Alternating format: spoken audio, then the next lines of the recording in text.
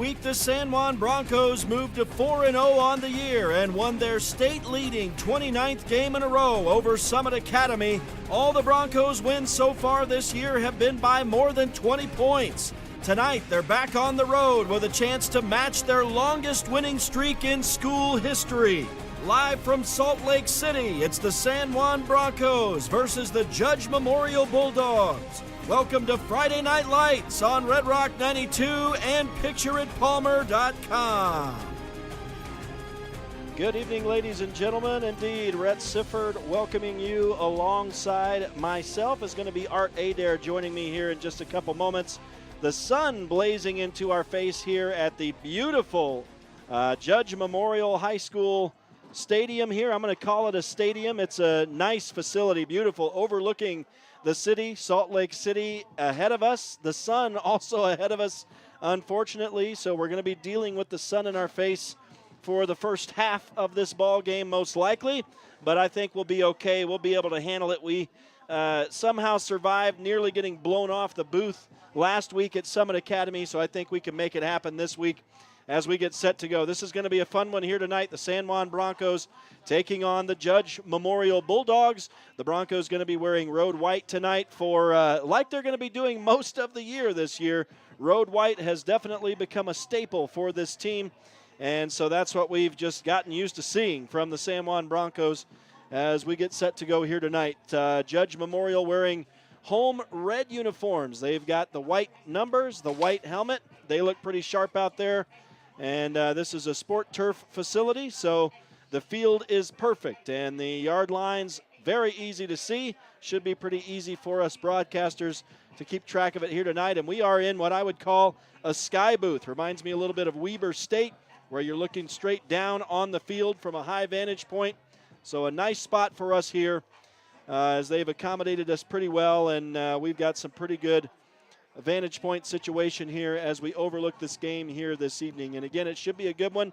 Everybody gunning for the San Juan Broncos, of course, trying to stop that winning streak. And for the Broncos tonight, kind of a nice mark within their reach. A victory tonight would tie the all-time school record of a 30-game win streak that was set back in the 2009-2010 season. Of course, it was set in the seasons leading up to that season. But that was when it came to an end, so that's when it's officially recorded. And, of course, there is a familiar face. There's a lot of familiar faces out here, I would say, involved with the team still today. Specifically, the head coach, Barkley Christensen, of course, was a quarterback on those teams and winning state championships for the San Juan Broncos, back-to-back state championships those 2 seasons. And the Broncos have already accomplished that feat in these last couple seasons, looking to add to that this year and make it a 3rd in a row for the first time in school history, and in fact, for the first time in 2A football history, at least in its modern iteration here in the state of Utah. Going to take a look at these 2 teams as we open the pregame show here tonight on Friday Night Lights on Red Rock 92 and PictureItPalmer.com. And my apologies, didn't have the opportunity to get a chance to talk with the coaches tonight, so no pregame interview with the coaches. We'll see if Coach Christensen is willing to climb the ladder here and come up after the game and maybe chat with us up in this booth. We might send Art Adair down and see if we can rustle up Coach Christensen after the game and get a chat with him. But that remains to be seen. Of course, we got a lot of time between now and then. And as the sun sets in our face tonight, it's going to end up being an absolutely beautiful night here tonight as we overlook the city and get set for some high school gridiron action here tonight.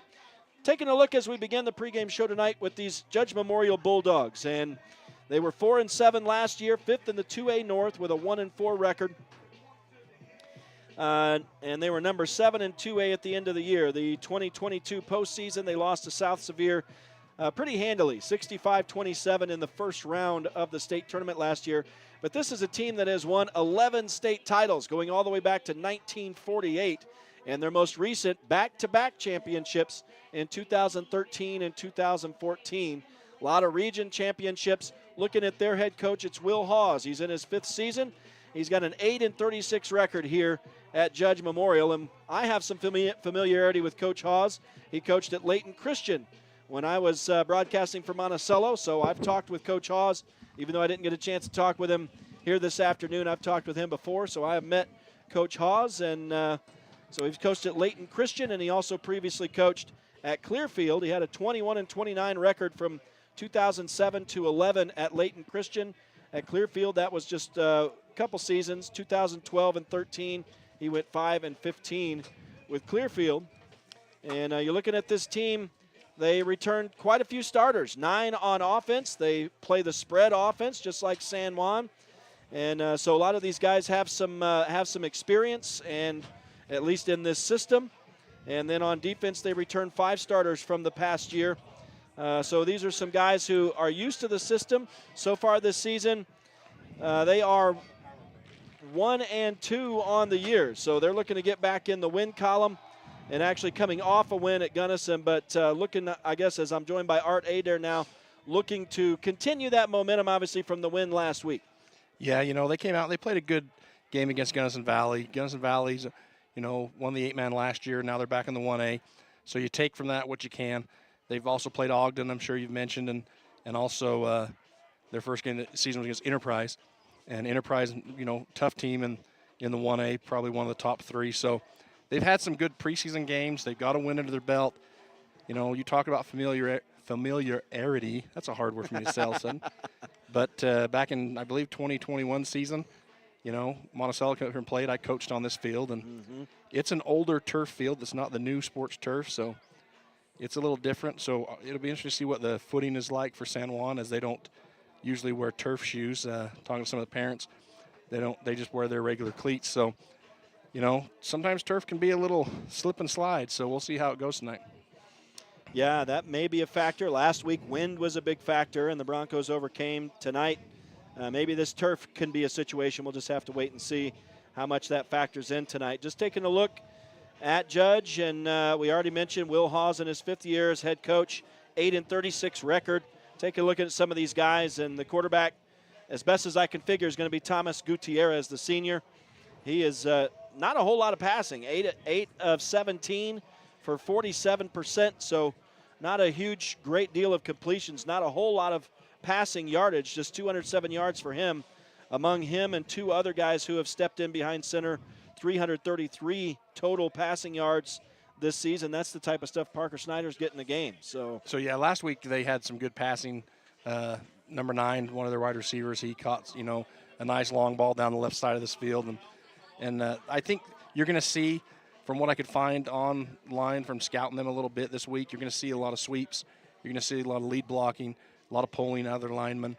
I think they want to hit that edge, and I think that benefits San Juan for the fact that they have some really good, fast defensive ends. Now, the question is going to be, if they do try to stretch the field and go downfield with their passing game, how does San Juan react to that? As we've known, sometimes in some of the first 3-4 games, you know, they've been suspect in the secondary because they like to play that tight, up-in-your-face zone defense. Well, we had a name change already. I had listed Tyrese Boyce, and so I don't know if that was a brother or a cousin or just a different name for this kid, but we've been told his name is actually Lamar Boyce, and he's listed on Max Preps as Tyrese, but the senior leads rushing for Judge Memorial. He's got 30 carries, 135 yards, a couple touchdowns. I failed to mention the quarterback, Gutierrez, has 2 passing touchdowns, so obviously that was happening last week. One other touchdown in the rushing game comes from, let's see, that's number 1. I need to get a full name for him. I know his last name is Thompson. I'm not sure. I've lost my roster. Henry Thompson, so I need to write that in. But he's got the other rushing touchdown, but only 2 carries for him and 66 yards. Thomas Gutierrez, the senior quarterback, has 10 carries, 101 yards. No touchdowns for him yet this season, though. And the receiving crew, Art, you mentioned Marcus Herrera. That's number 9. He's a junior. He has 9 receptions, 175 yards coming in tonight, 1 touchdown. Henry Thompson, there he is listed down in the receivers. So I guess they use him as a running back as well. So I've got him listed up here as a wide receiver, but looks like he's probably going to do some possible running also. And he's got 8 catches, 110 yards. Those are the 2 big receivers for Judge Memorial. He's got 1 touchdown. King Long, and I'm a little sad his last name doesn't start with a K. King Kong would have been a lot more entertaining for me, but he's got 6 catches, 63 yards. And then Lamar Boyce, the senior, rounding it out, just 3 receptions for 6 yards for him. A little bit of San Juan County connection here, Rhett, while you're going in at number 9, number 9, Marcus Herrera. Oh, and we just had the blinds come off in the booth. Go ahead. Nice catch there by Mr. Carr. But number 9, Marcus Herrera, actually had a cousin go to school in Monticello and is actually related to Paul Langston, who many people will know because of his job with the county and driving school bus. Whether Monticello or Blanding, most people know who Paul is. But, yeah, so you got Paul Langston has a grandson on the San Juan team, you know, and then in Easton Langston, and then he has a relation on the Judge Memorial team in Marcus Herrera. And I went to school with Marcus's 3rd or 4th cousin. So small world, huh? Wow. This is just the in-depth reporter stuff I do before the game. Well, my wife will be angry at me, but this is the type of stuff that I get when we're driving together up here. I brought the family this week, so I didn't get all that deep San Juan County history there in relation. I know everybody in San Juan County is related, but it's nice to hear how it works out actually on paper. So, all right, I'm going to continue taking a look at these guys. And just defensively real quick, Henry Thompson leads the way, 20 tackles. Lamar Boyce, 17. Eric Mickelson, 15. Demirian Hope, 12 tackles, and King Long has 9. So that's just the top 5 guys in tackling. Not a whole lot of sacks for this defense, at least according to Max Preps. Just 2 sacks, actually, and Lamar Boyce has 1.5 of those, and Thomas Gutierrez, the quarterback, oddly enough, has the other half of sack there. So he and Lamar Boyce teamed up on one play and apparently sacked the quarterback at one point. And they don't force a lot of turnovers so far in their first 3 games either. Marcus Herrera has an interception, so does King Long, and that's it. No fumble recoveries or anything like that. So San Juan, on the other hand, is averaging, almost 3.5 or over 3.5 takeaways per game. So a little bit difference on the defense there between these 2 teams.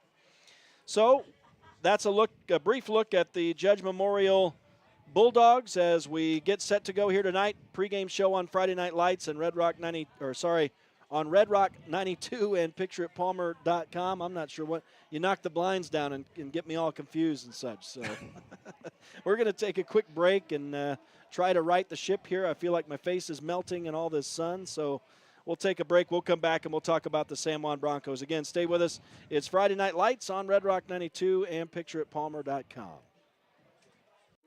In 1957, Lyle and Clea Johnson founded Lyle Northern Electric. What began as a small business in their family home has grown into the prominent local company it is today, a 3rd-generation owned and operated company. Lyle Northern Electric is honored to have served the people of San Juan County for the past 65 years and is a proud supporter of high school sports.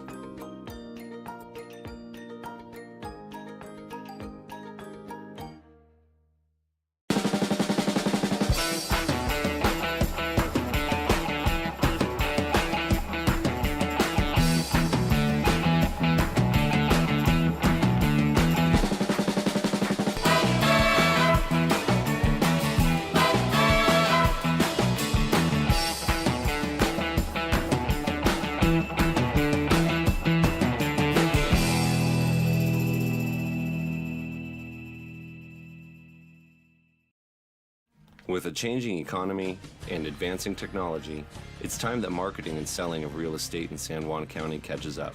Four Corners Homes and Property Management is changing the game. Every Four Corners Homes listing includes 3D mapping and virtual tours, professional photos, a digital and global 21st century footprint, and marketing exposure that makes it easy for buyers to find and identify what makes your listing unique. Marketing and exposure sells real estate, and if you want the best, you need Four Corners Homes on your team. Find us at fourcornershomes.net or call 801-404-0058.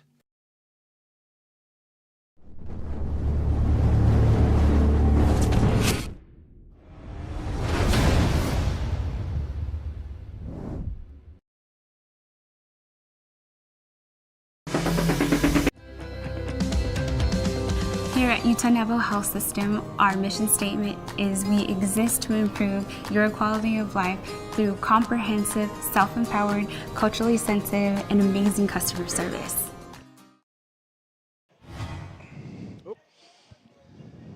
Back live to Judge Memorial High School in Salt Lake City, the site of our Friday Night Lights matchup tonight on Red Rock 92 and pictureitpalmer.com as we continue in the pregame show here tonight. Teams are still out warming up.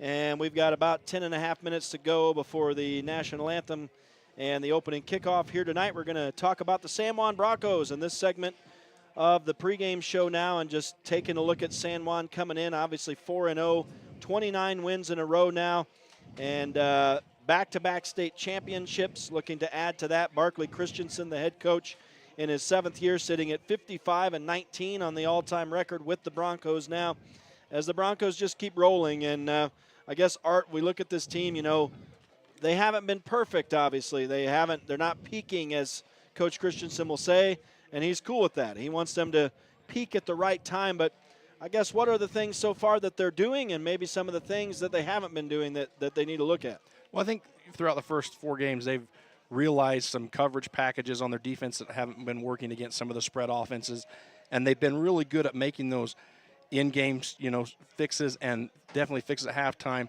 And then the next game, you see they've corrected some of those things.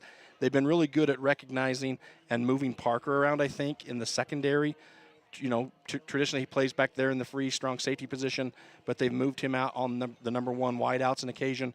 So I think that that was the biggest thing after the first 2 weeks was, the secondary and giving up big plays down the field, and how are they going to stop that and fix that? Because they do play that really up-in-your-face, tight zone coverage.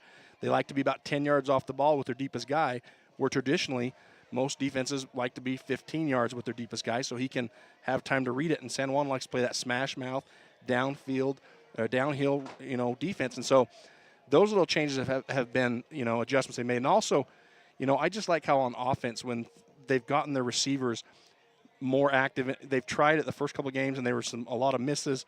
There's a lot of miscues with Parker. He's a lot crisper now going into week 5. And I think that trust that we talked about in week 1 and 2 between the receivers, that other than Doan, are all basically new to him from last year. And so you've seen that they've kind of had that meld now, and they've kind of got used to each other. They know each other's tendencies. And you've seen a lot when Parker gets out of the pocket and he gets pressured, that you've seen those receivers working open.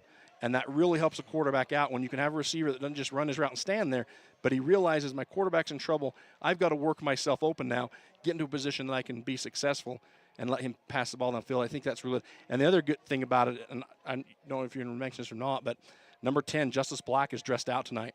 Hasn't been dressed out the last 2 weeks with that shoulder injury. So it'll be interesting to see if he gets into play. He is a dynamic defensive end, linebacker, whatever the role they play him in. So it'll be interesting to see where he's at tonight. Because he's a dynamic player for them on defense. Yeah, people from the outside look at this roster or look at the guys on the sideline and, oh, man, they're huge. They got tons of guys. They don't need, missing one guy is not a big deal. But you talk about those dynamic players, those players that make a huge difference, in the locker room, on the field, off the field, wherever. Those are the type of guys that are huge when they can come back in. Yeah, and I think that San Juan's preseason schedule, we talked about this. They like to play hard teams at the beginning of the season. And, we haven't played the game yet, not to put the cart before the horse. But just doing some scouting and knowing this team in Judge, this is one of those games this is why you play those hard games at the beginning of the season, just in case this one falls in your lap and it's not really, it could get away from them. You never know. I would imagine that San Juan will come out here and take care of business pretty early. And this goes well to what they want to do, maybe get some younger kids in. They were supposed to have a C-team game today at, I think, 2 o'clock or something like that, and that didn't happen. And so – that's happened more than not, I think, this year with this team, is they're supposed to have a C-team game before the varsity, and the other teams decided, hey, we're not going to play that. So, good news is they go back home tomorrow and have a JV C-team game in Blanding. So, long bus ride home for some of these kids to get up and play a game tomorrow. But yeah. Well, they get to sleep all the way home. Yeah, so I don't look for San Juan to overlook these guys tonight. I talked to one of the assistant coaches. They've got all the game film on these guys from their previous 3 games.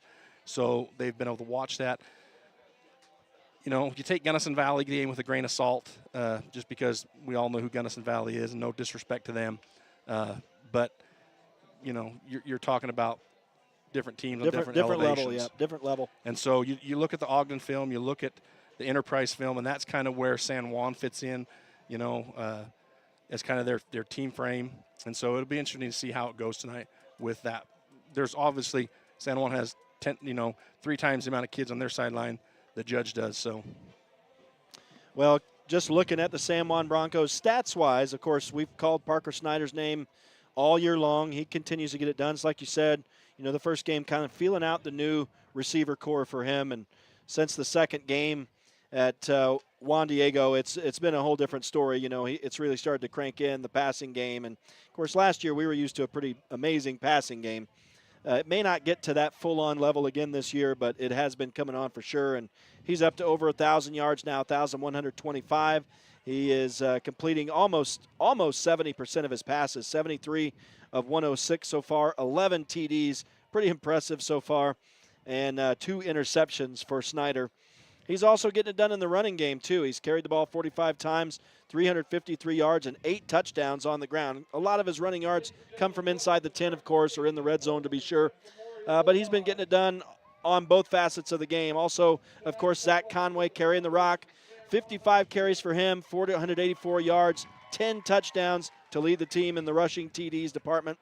Receivers, just real quick, as we're about to get the Judge Memorial guys coming out, and we'll get the national anthem, I'm sure. But Jake Ivins leading the way, continues to lead the way. But Zach Conway is right behind him still, 256 and 252 yards respectively for those two. Jake has 3 touchdowns. Zach Conway has 2. Then it's Anthony Doan. I didn't mention Ivins has 18 catches, Conway 10.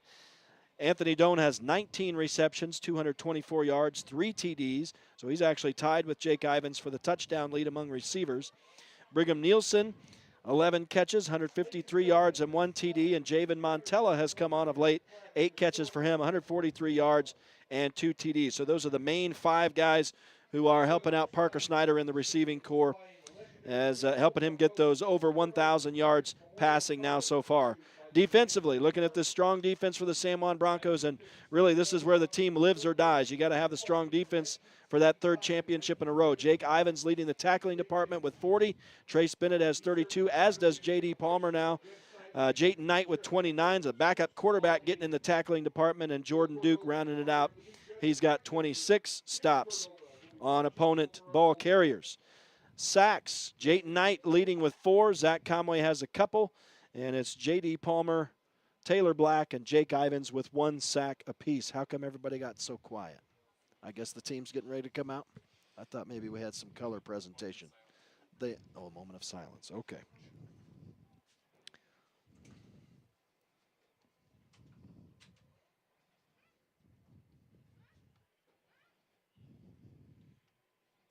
Well, moment of silences do not do well for radio broadcasting. So. Well, you know, and you talk about Jake Ivins and his stats and how he's up there as one of the leaders, and he has really come on the last couple, you know, 3 games to be one of those, like we talked about, one of those players that Parker has shown a lot of trust in, a lot of faith in, and they've kind of melded together these last few games. And he's good at the quick slants. He's good at finding those open holes, you know, those 5 to 10 yards from the line of scrimmage. He's really good at sitting down in those zone gaps and giving Parker a good target, and he's got great hands. You know, a couple in the first game, missed a couple, and he's really gotten a lot better, crisper since then. So,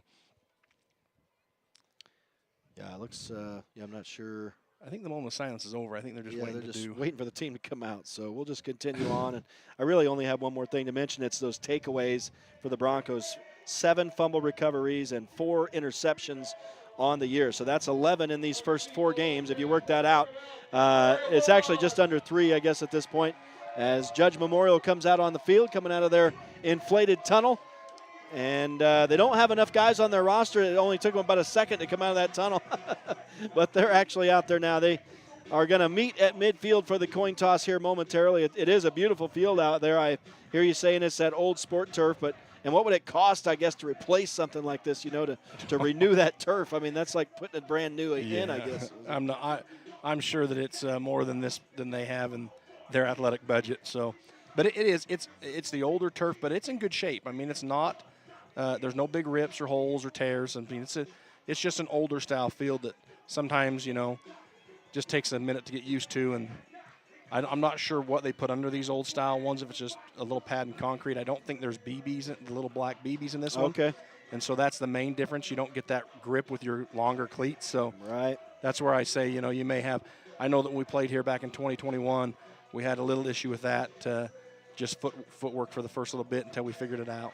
Well, the players have obviously gotten a chance to feel it out there during warm-up. So if they obviously know what they're dealing with tonight, and theoretically it won't surprise them as they go along. But That's a look at both teams on the Friday Night Lights pregame show as we get set for the opening kickoff here tonight. They are conducting the coin toss as we speak, or at least talking with the captains as we speak. So forthcoming will be the opening kick. We're going to have the national anthem as well. It looks like San Juan won the toss, so I don't know what they're talking about. They are doing a lot of counseling down there, so let's see if we get a signal.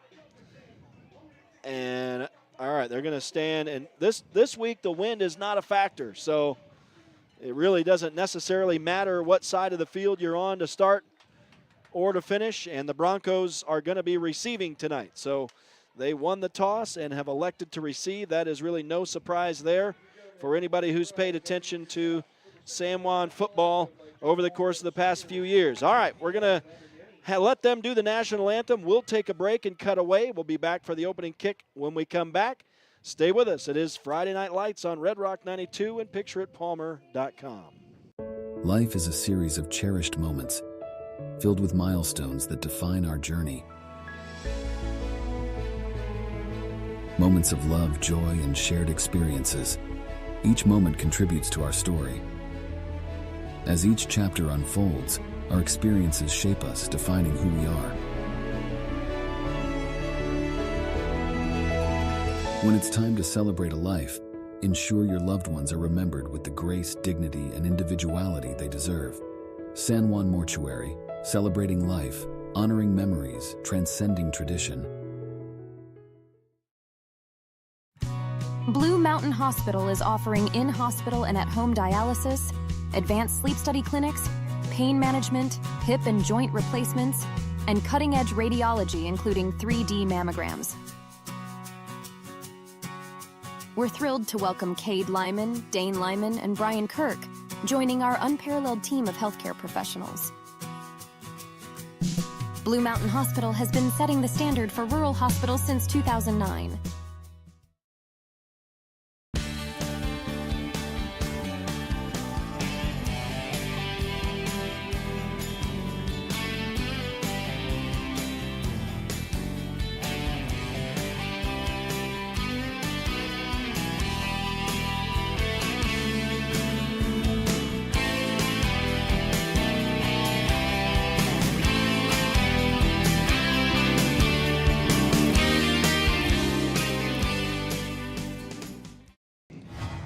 Back live to Salt Lake City, Judge Memorial, I don't know if this is high school, I think, or academy, Judge Memorial High School, Catholic High School here in Salt Lake City.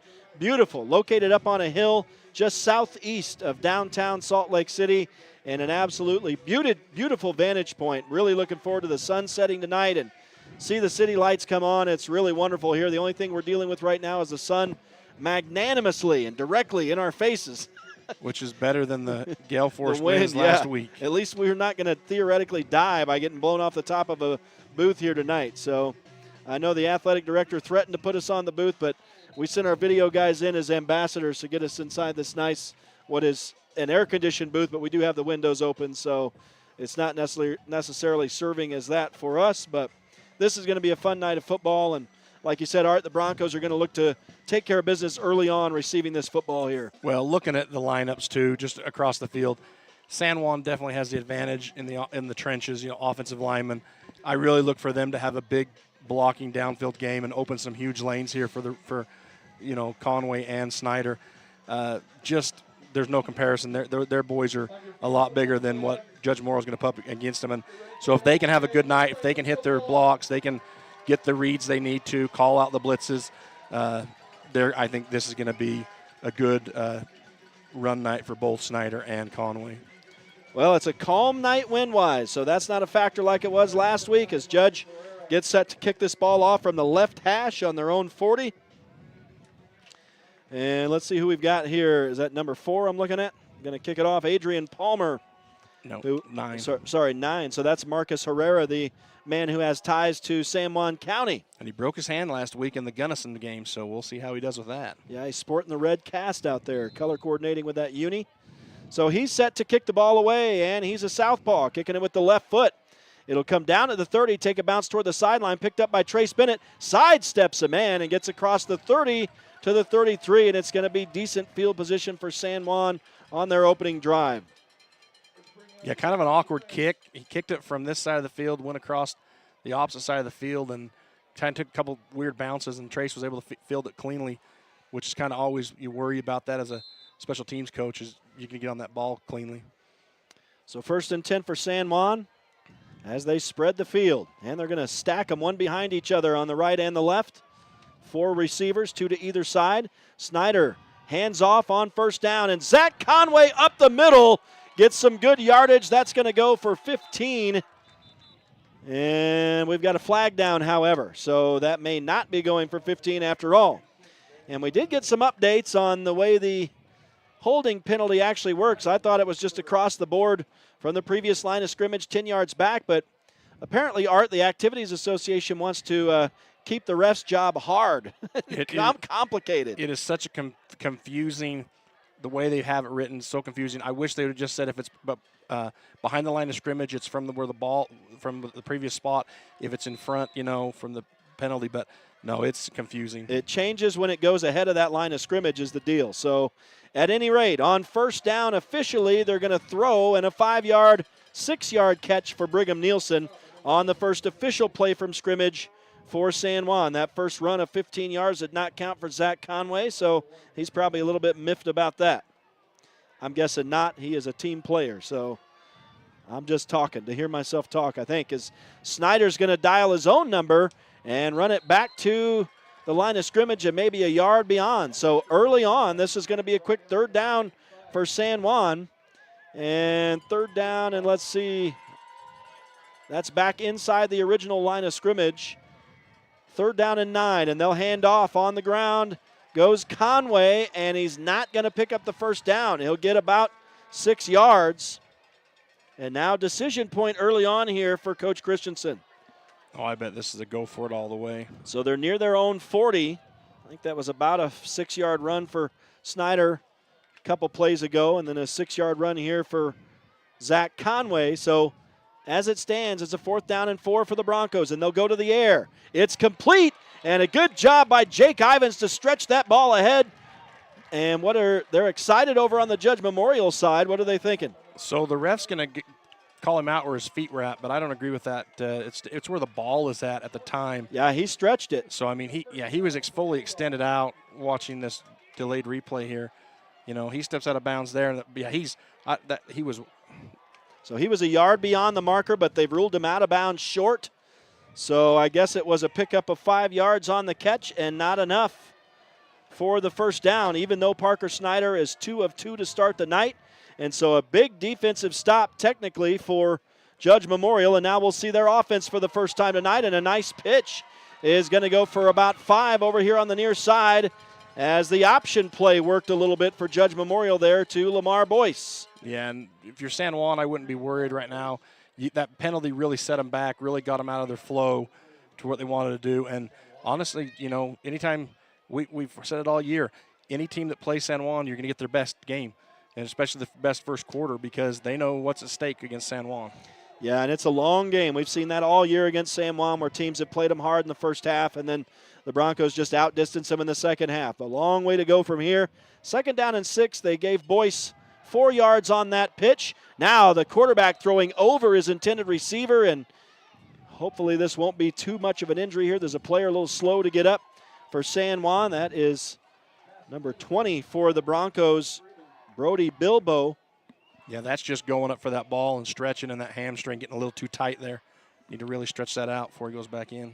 So the incompletion will now bring up a 3rd down and 6 for Judge Memorial. So 0 of 1 to start the night for Thomas Gutierrez, the senior quarterback. And nothing fires up a team that that's picked to win by big, and then you go at your first drive and you go 4 and out and give the other team the ball without scoring. So we'll see if this lights a fire under these San Juan kids. The Bulldogs send a man in motion, and now they go to the ground, and it's Boyce trying to get to the outside. He does get to the outside, and he's past Parker Snyder, who knocks him out of bounds, but all the way down inside the 20. That was a big gain from the 37 down to the, 17. So that is a 20-yard run. Yeah, and Judge looks good defensively and offensively. I know the big penalty, first play of the game, set San Juan back, but Judge is out here playing some ball. But like you said, you know, it's a game of attrition. Just keep pounding away, keep playing your game. Let this roll off, get a big stop here, try to keep them out of the end zone, give up 3 versus 6. So 1st down and 10 for Judge Memorial in the San Juan red zone for the first time tonight after the Broncos gave the Bulldogs short field. Here is Gutierrez working from the shotgun, throws to a man wide open on the far side. He's right at the sticks, and they're going to mark him down short of where he caught the football. That's an interesting ruling as well. So that's going to be really close to moving the chains, but it looks like, have they marked him short by inches? It's tough to tell. They still got the stick sitting there, so I'm not sure if they've given him 1st and goal. Down. So 2nd down and inches here. Now they drop the chains. 1st and goal. It's a bit confusing, but that was a 10-yard pass play right there. I didn't see who caught that ball over on the far side. And now Gutierrez is going to take it himself, and he's going to be wrapped up in the backfield and slung down by Jake Ivins. And that's the first stop for loss for San Juan defense so far tonight. Back outside the 10 to the 11, loss of 3. And Judge is trying to go fast here to keep San Juan's defense on its heels. So the 10-yard catch by number 12, and I don't have his number as a receiver on my roster, so I'll have to add that at some point.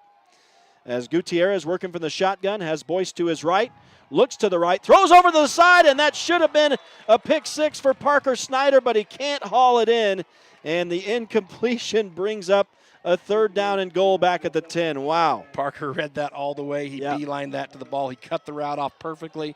He just was unable to make that interception. And like you said, Rhett, he was gone to the house, man. But it wasn't to be. So a couple more shots here for Judge Memorial from the 10, 3rd and goal. They've lost 3 yards on a running play on this set of downs. Trying to punch in the first score of the night, and I'm not sure who the last team to score first on San Juan was, but it's very rare in the years that I've been covering Bronco football. Gutierrez looking over to the sideline for the play. They may be running out of time here. The ref is counting it down, and it's going to be a delay of game on Judge Memorial, so that's going to knock him back another 5 yards. It'll be 3rd and goal from the 15. I'm sorry, maybe not. We do have a flag. But it looks like we're going to have either a false start or an encroachment penalty. Well, I guess they were trying to snap the ball then, but we'll await the official ruling here. In the meantime, I've got to find number 12 on my roster, get that marked down. Looks like it's against San Juan, and the coaches are livid. I think the coaches think that the offensive lineman moved first, which enticed the defender into the neutral zone, but the official on this close sideline felt like that he was not enticed. He just voluntarily came across, which gives him an encroachment penalty, which moves that ball a little closer. And so Judge Memorial now has a 3rd down and goal from the 5. So we'll see what Gutierrez, the senior quarterback, working from the shotgun will do. He's got Lamar Boyce to his right. 2 split wide to either side, and they'll send that slot back in motion. Then Gutierrez comes back. San Juan's got to get pursuit, but they don't. Into the end zone for the first touchdown of the night is Lamar Boyce from 5 yards out. A couple penalties and an interesting spot on a Bronco 4th down play end up leading to the first touchdown of the night as Lamar Boyce runs it in from 5 yards out, and the Judge Memorial Bulldogs draw first blood here tonight. They lead 6-0. Yeah, and they like that option, so they're going to have to be some adjustments done by the Bronco defensive staff to figure out who's got who on that option, because a couple of times now Boyce has just been wide open to get big yards on that option. Yeah, he's got the speed, and he's getting to the outside, that's for sure. The PAT is good. And let's see, I guess that is your man, number 9, Marcus Herrera, who kicked that. So that makes it 7-0. I need to take a quick break. We'll come back out as the San Juan Broncos get set to receive after falling behind 7-0 in this one. Stay with us. It's Friday Night Lights. The Judge Memorial Bulldogs leading 7-0 here in Salt Lake City on Red Rock 92 and pictureitpalmer.com. Here at Utah Naval Health System, our mission statement is we exist to improve your quality of life through comprehensive, self-empowered, culturally sensitive, and amazing customer service. Blue Mountain Hospital is offering in-hospital and at-home dialysis, advanced sleep study clinics, pain management, hip and joint replacements, and cutting-edge radiology, including 3D mammograms. We're thrilled to welcome Cade Lyman, Dane Lyman. Southeast of downtown, absolutely beautiful facility here, beautiful skyline out in front of us, and a beautiful start for Judge Memorial as they lead San Juan 7-0, 8:18 to go in the opening quarter. So the home team drawing first blood, the Broncos trying to answer as they receive the ensuing kickoff, and that's Trace Bennett running it back to the 35, catching that ball around his own 23. So the Broncos will start with similar field position. They got called for a holding penalty on their first drive, and that really set them back. They weren't able to really recover. However, we feel that they had earned first down yardage but weren't granted that on the spot on a fourth down play. So they gave the football on a turnover on downs back to Judge Memorial, or to Judge Memorial, with really good field position, and they made no mistake going in for the opening score.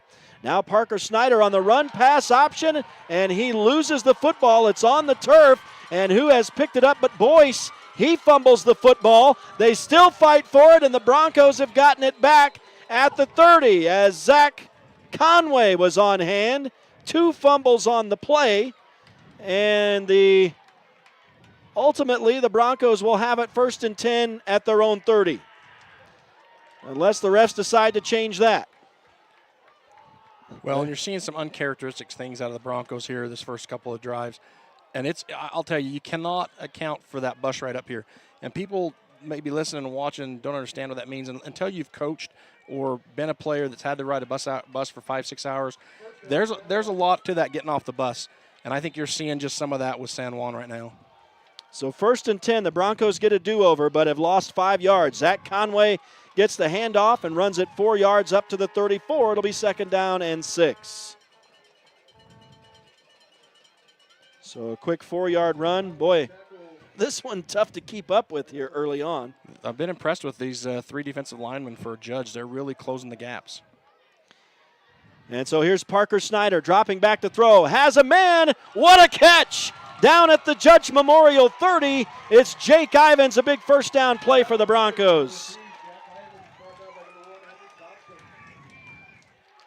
That's nearly a 35, looks like a 33-yard pass for Parker Snyder to Jake Ivins, the biggest play of the night, obviously, for San Juan, and the Broncos knocking on the door of the Bulldog red zone here.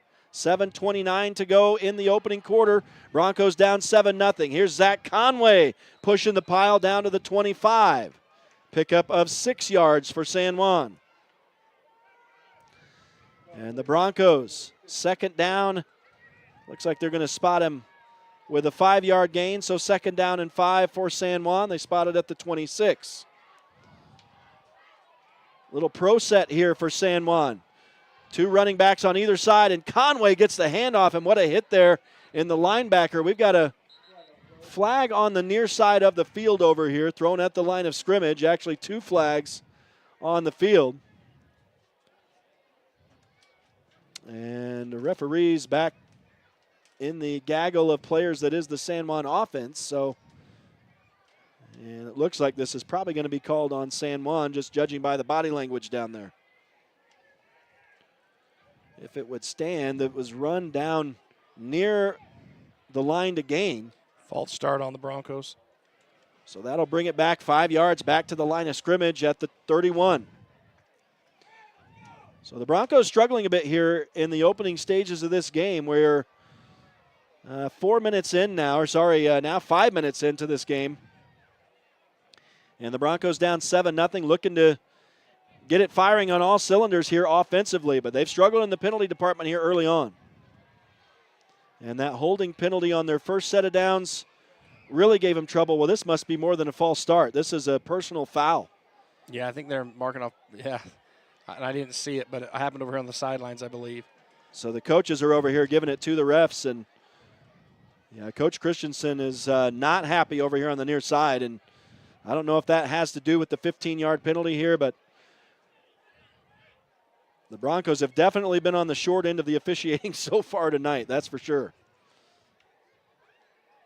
And Coach Christensen getting an explanation here. He's out on the field talking with the refs. So play won't continue until they're done talking it over here, we'll take a moment and let you know that Friday Night Lights on Red Rock 92 and PictureItPalmer.com is brought to you in part tonight by Anderson Oliver Title Insurance Agency, Utah State University Blanding, San Juan Health, Car Shop Auto Body, Colleen Kays, author of The 7 Dynamos of Organizational Power, Red Mechanical, San Juan Building Supply, and Flights Gymnastics. And a huge thanks to all the sponsors who make these broadcasts possible. I'm guessing Coach Christensen is not satisfied, but he's done talking with the refs. And we're set to go. It's a 2nd down and long for San Juan after the big penalty. And now what a catch over on the far side by Javen Montella. That was a huge catch. That starts at the 46-yard line, and that's going to go down to the 28. So that was an 18-yard catch and a major athletic effort by Javen Montella. Yeah, high pointed that ball all the way to the top and came down on his back. Just an athletic play. And the Broncos have already snapped the ball, and down near the line to gain is Montella again, another pitch and catch, I assume, on that play. Yep. So a very quick 7-yard pass again, and the Broncos back in business as just 2 plays after an interesting penalty. They move the chains on a nice bounce-back effort by the offense, and now down in the Judge Memorial red zone for the first time tonight. Snyder throwing to Jake Ivins down at the 2, and that ball close into the defender, and I think it was number 1 for Judge Memorial, Henry Thompson, getting his head on that football and knocking it away. Yeah, and San Juan being really aggressive. Their running game hasn't been producing a lot for them here, and so they're going to the air, which has worked really well. That was a catchable ball. Just, number 1 had a great angle in Jake's face. And Snyder will hand off this time. Zach Conway slips a couple tackles. He's down inside the 10. It's going to be 1st and goal at the 9-yard line for San Juan, and an 11-yard run for Conway. And now, interestingly, the Broncos will call timeout. Down 7-0, 6:07 to go in the opening quarter. We'll take a quick break ourselves. Stay with us. Broncos knocking on the goal line door for Judge Memorial, trying to answer the Bulldogs. You're listening to Friday Night Lights on Red Rock 92 and PictureItPalmer.com. At Energy Fuels, creating opportunities and participating in the local community is important to us. Thanks to our dedicated employees, we're safely producing critical materials that support cleaner energy sources and a better planet for future generations. Knowing that the youth of today will make great contributions tomorrow, we're proud to sponsor San Juan High School athletics.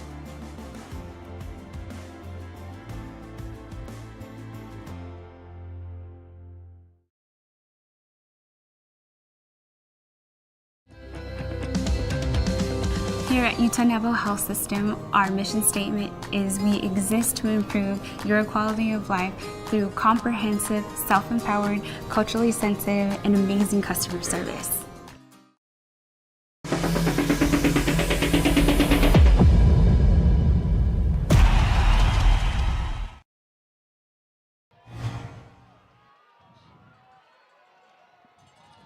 Back live to Judge Memorial High School following the San Juan timeout. Broncos trying to score, and they do. Another unbelievable catch by Javen Montella. What a series for him, Art, on that possession, as almost single-handedly he made a couple of very difficult catches, one of them to move the chains for San Juan, and this one to punch him into the end zone for the first time tonight. A 9-yard pass and catch from Parker Snyder to Javen Montella. Yeah, Javen's quickly becoming the number 1 receiver tonight just because he is giving his quarterback a huge target.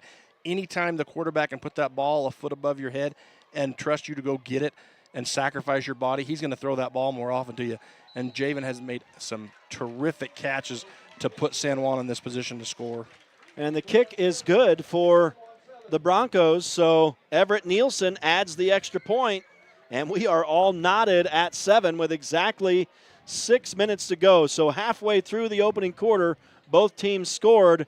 And now maybe we're going to get a chance to see Judge Memorial's legitimate offense with the Broncos not necessarily giving him the ball going downhill here. It's hard to play defense the first series in your own side of the field, no matter who you are. And it's also hard after you come out, and just don't do anything on offense. That's kind of a deflator. And so that drive right there, it's going to build their confidence back up. It's going to remind them of who they are. And it just comes down to fundamentals right now. They're letting them get outside. We talked about that a little bit in the pregame. They want to get outside and their ends got to be quick. Well, those ends have got to – I don't know who in San Juan's defense of scheme has that pitch man who has quarterback. I'm assuming a linebacker has quarterback out of my experience and what I would do. So they really need to key off of, hey, we got to stay home on this option and know that it's coming to us, because number 3 is definitely a threat. Yeah, and he's got that speed, and like you said, he's been getting outside, and so we'll see if the Broncos have made adjustments here early on defensively. They're, like you said, going to have to, and I may just be echoing your sentiments, but obviously, you know, a championship team is one that adjusts during games and also all season long. So we'll look for that from the Bronco defense here on this second series. Both teams have scored a touchdown now. We're all tied at 7. And the Broncos kick it away. Here's Judge Memorial returning from inside their own 10. And a good return out across the 40. Now it's only one man to beat, and catching up from behind and slinging down the ball carrier was number 2 for San Juan, Jagger Neves. Boy, he was off to the races, and I said we'll get a chance to see the offense. The Broncos not giving him the ball on the 30, but guess what? Judge Memorial has the ball at the San Juan 36 for the second straight possession. Yeah, and if you want to get taken off a special teams unit, you know, that's a good way to do it right there. And so somebody missed something, and there was a lane right there for the ball carrier, the returner for Judge Memorial. Unfortunately, I did not see who that was. That time I don't believe it was Boyce, because he has some pretty obvious speed and obvious stature out there. In fact, let me take a look. Neglected to mark down his touchdown on my sheet. So for Lamar Boyce, his 3rd rushing touchdown of the season. And now a delay here, maybe for equipment for San Juan. I was going to say, when the RPI came out and they had San Juan 1 and Judge Memorial 2 in the 2A, I thought, wow, the RPI is busted. But so far, Judge Memorial has proven me wrong in every facet of the game. Yeah, as they've just come out and played outstanding football in the first 6 minutes. Well, they've obviously shown up to play San Juan, that's for sure. It's like we said, they've got that target. So they have shown up and looked pretty good here on their home turf early on. We'll see if it can last. If so, we're in store for a good game. Here's Gutierrez throwing out of the backfield to Boyce. He's wide open again, and boy, he is just getting wide open on this San Juan D. It goes for 21 yards. Yeah, I don't know how you can't cover number 3. He's got to be your number 1 threat, especially after the first drive. They've got to dedicate someone to him, because he is just going to eat you alive if you let him have space like that. That's his first catch tonight. That's just the second completion for Gutierrez. 31 yards on those 2 completions now, so they've both gone for good yardage. And already Judge Memorial back in business inside the San Juan 15, a 1st and 10. They've got it spotted at the 13.5. And here is Thomas Gutierrez sending a man in motion, working from the shotgun, quarterback run all the way, and that's not going to get work against the San Juan front as he just gets back to the line of scrimmage, no gain. Yeah, good tackle there by Jayton Knight to get in there and find that crease, get the tackle, and not let him get any yards. And they need to have pressure here. Their defensive line, I know they're only running a 3-man line at most times. They're bringing a blitz, stunting that 4-man front. But those 3, 4, whatever they're going to run at the time, they have got to put some pressure and get at those outsides. So here comes Judge Memorial back to the line of scrimmage on 2nd down and 10 from the San Juan 14. Thomas Gutierrez, the senior, working from the shotgun. Run the option. They'll pitch to Boyce. He cuts it inside. And a gang of Broncos to stop him, but he does get down inside the 10 to the 8-yard line, a pickup of 7 for the Bulldogs. Sorry, it's bad math. That's going to be 5 yards. So Lamar Boyce to the 5-yard run. And it's 3rd down and 5. They could move the chains. They have to get inside the San Juan 4-yard line for a 1st down. But at the 8, you know, they're going to start taking some shots to the end zone here. And this offense has had some success on the San Juan defense early on here in this first quarter. Down to 3:45 to go in the opening frame. Judge Memorial trying to regain the lead on San Juan. And Thomas Gutierrez keeps it himself. He's tripped up, but inside the 5, and it will only remain to be seen where this is spotted. It looks like he's going to come up a yard shy. So a 4-yard run for Gutierrez. and it'll be 4th down and 1 for Judge Memorial. And Jayton Knight was in the backfield. He had his hands on the quarterback, but he was unable to secure him and bring him down, which lets him pick up those 3 yards. And so that's things that they're just going to have to capitalize on tonight. When you get in the backfield and you get hands on those quarterback or Boyce, the running back, you're going to have to make that initial stop. You can't wait for a second, third guy to help. You got to be the man up and make that stop one-on-one tonight. Thomas Gutierrez brings them to the line of scrimmage. Bronco defense dealing with some speed in these two guys they maybe haven't seen yet this season. Gutierrez runs it off right guard, and he's going to be very close, but did the Broncos get a huge stop? And it looks like they did. So no gain as they stop Gutierrez at the line of scrimmage, and it'll be a turnover on down to the Broncos. And boy, depending on how this thing turns out, come back to that play when we look back on it at the end of the game. That's a 1st and 10 Broncos inside their own 5. Yeah, they've ran that quarterback draw, that middle draw 3 or 4 times now, just in that one series, I think, maybe 3. And it didn't really pan out for them, but their outside game was running that option. I don't know why, if you're a Judge fan, why you go away from that option. If you're a San Juan fan, you're grateful. Absolutely. Yeah, number 3, Lamar Boyce has been absolutely dangerous so far here in the early stages, getting to the outside. Speaking of outside, they pitch to Zach Conway. He hurdles a man, and that's going to be a flag. But I tell you, that kid dove at him, and he just jumped over the dive, and the Broncos are just shaking their heads, wondering what they can do here in this first quarter, just getting penalty after penalty called on him at this point. It was going to be a nice run out across the 25, and I think the run stands, but so it'll be a 1st down, but it'll come back on a personal foul, I think. Yeah, you can step over a player, but you can't leap. And so even if players go in low, you can't leap over a player. Stepping over is different. Did they actually call a block in the back? Is that what the call was? So it is a 1st down they're signaling, so the run counts. But it comes back on penalty yards. It was a 20-yard run for Zach Conway, so that's going to look good on the stat sheet. And the Broncos at least get a new set of downs. And they'll start 1st and 10 now from their own 15. To Zach Conway again out of the backfield on the pitch, and he runs to the outside, and he just hammers a man over there. Marcus Herrera runs him over at the 40. You can tell the Broncos are starting to get a fire in the belly here, and that is a 25-yard run. Well, when you let Zach get ahead of steam, and you get him 10 yards on a full sprint, there's no way he's going to pull up and let you or try to juke you. He's going to try to run you over. He's a freight train. He's already up to 72 yards on 6 carries. That moves the chains across the 35 to the 36. He's going to take another pass here.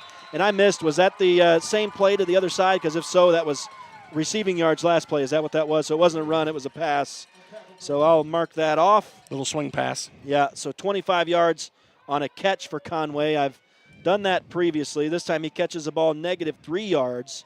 So it was a 25-yard pass for Snyder and now one for -3. He's actually 8 of 9 on the night. And we'll get the stats here in a minute, but he's going to keep it himself this time and run from the 32 out across the 35 to the 39, a 7-yard gain for the senior quarterback. Nice little delayed quarterback draw. You fake the pitch one way, and then you pull the ball down, get upfield. He just needs to get that one block at that 5 to 10-yard range, and he's gone. He'll hand it to Conway this time. Off right guard, and he springs free up the middle of the field to the 30. Cuts back, makes another cut. He breaks a tackle at the 10, goes into the end zone. Touchdown, San Juan. But there is a late flag. What a run by Zach Conway that may be coming back, and the Broncos can't apparently. The ref just dropped his flag, waved it off. All right, so no penalty from the 39. That's going to be a 61-yard touchdown run for Zach Conway, and what a run it was for the senior. What a mule he was there, just slinging guys off. And 3 guys down here. He ran into a pinch point, and both those two could have had him, and they should have had him. But you know what? Zach was like, no, I'm not letting you stop me. He gets out of those, and they had one more tackle to break, and he breaks it right over the goal line, gets tackled going into the end zone, and gets his 6. I thought they were going to get him at the 10. That was a definite impressive, elusive maneuver there. And the kick is up and good. So the Broncos take the lead 14-7 after it looked like they were going to give the lead up again. And I tell you, even Everett Nielsen has homed the game here. Came in 12 of 20, but is 2 of 2 to start the night. and give the Broncos a very football-looking 14-7 lead here with 1:09 to go in what has been a dramatic and interesting, exciting first quarter. It's like I said, that first couple of drives, Zach wasn't running as hard as he did that drive. And I tell you, there is honest truth into getting off the bus on a long ride. Your muscles get tense. You ride on that bus. It's uncomfortable. It's just not natural. And it's not like being at home or just an hour away where you can go and you're fresh. Those bus rides are hard on kids. They're hard on adults. And especially with, the cramp of the bus. Now, if you're a private school and you have one of those big buses and you can lay back and you got a bathroom, that's a different story. But riding on these school buses, it is hard on kids. And sometimes it takes a little longer to get your legs underneath you, to get fresh, to get the attitude going. And I think we're seeing that now in San Juan, that drive, that the attitude's there, that championship mind. Yeah, Conway earned it there. Javen Montella kind of earned it the previous drive for San Juan, and Conway earns it here. It was a largely Conway drive that time. Now it'll be scooped for Judge Memorial back at their own 10, and this time the Broncos get good coverage, and they will pin Judge back at their own 20-yard line. Yeah, much better coverage. I guarantee you, whoever the special teams coach is for San Juan, that last kickoff, they got an earful of, hey, assignments, stay in your lanes, break down, wrap up on your tackles, don't overrun this thing, settle down, and you saw that on that kickoff right there. Yeah, they were in better position that time. This is fun. The man who carried that ball back for Judge Memorial, John Herrera-Mana, as far as I can tell, the sophomore. Herrera-Mana. Hopefully I'm not butchering that name. I'm glad you get to call out names because you're a better pronunciator than I am. I'm guessing he's the kid who ran it all the way back to the 36 too, but on that previous. Now we get, these guys are, see, this is a different officiating crew. We've had officiating crews lately that have waited till the third quarter and decided they haven't thrown enough flags. These guys are getting them all out in the first quarter. A minute to go here and already a delay of game here against Judge Memorial. So now back in a little bit deeper in their own territory, starting at their own 16. Well, I'll tell you that officiating is a lot different down in the southeastern corner than it is up here. Yes, I've witnessed that many times. Yes, it is. I could tell that. And here's a bit of a miscue, I think, for Thomas Gutierrez and his intended receiver over on the far side, who may be number 11 over there, King Long. Well, Jayton Knight and Jagger Neves are the reason why that was incomplete. That they had so much pressure on the quarterback that he had to just let it go, and his receiver was not into his route.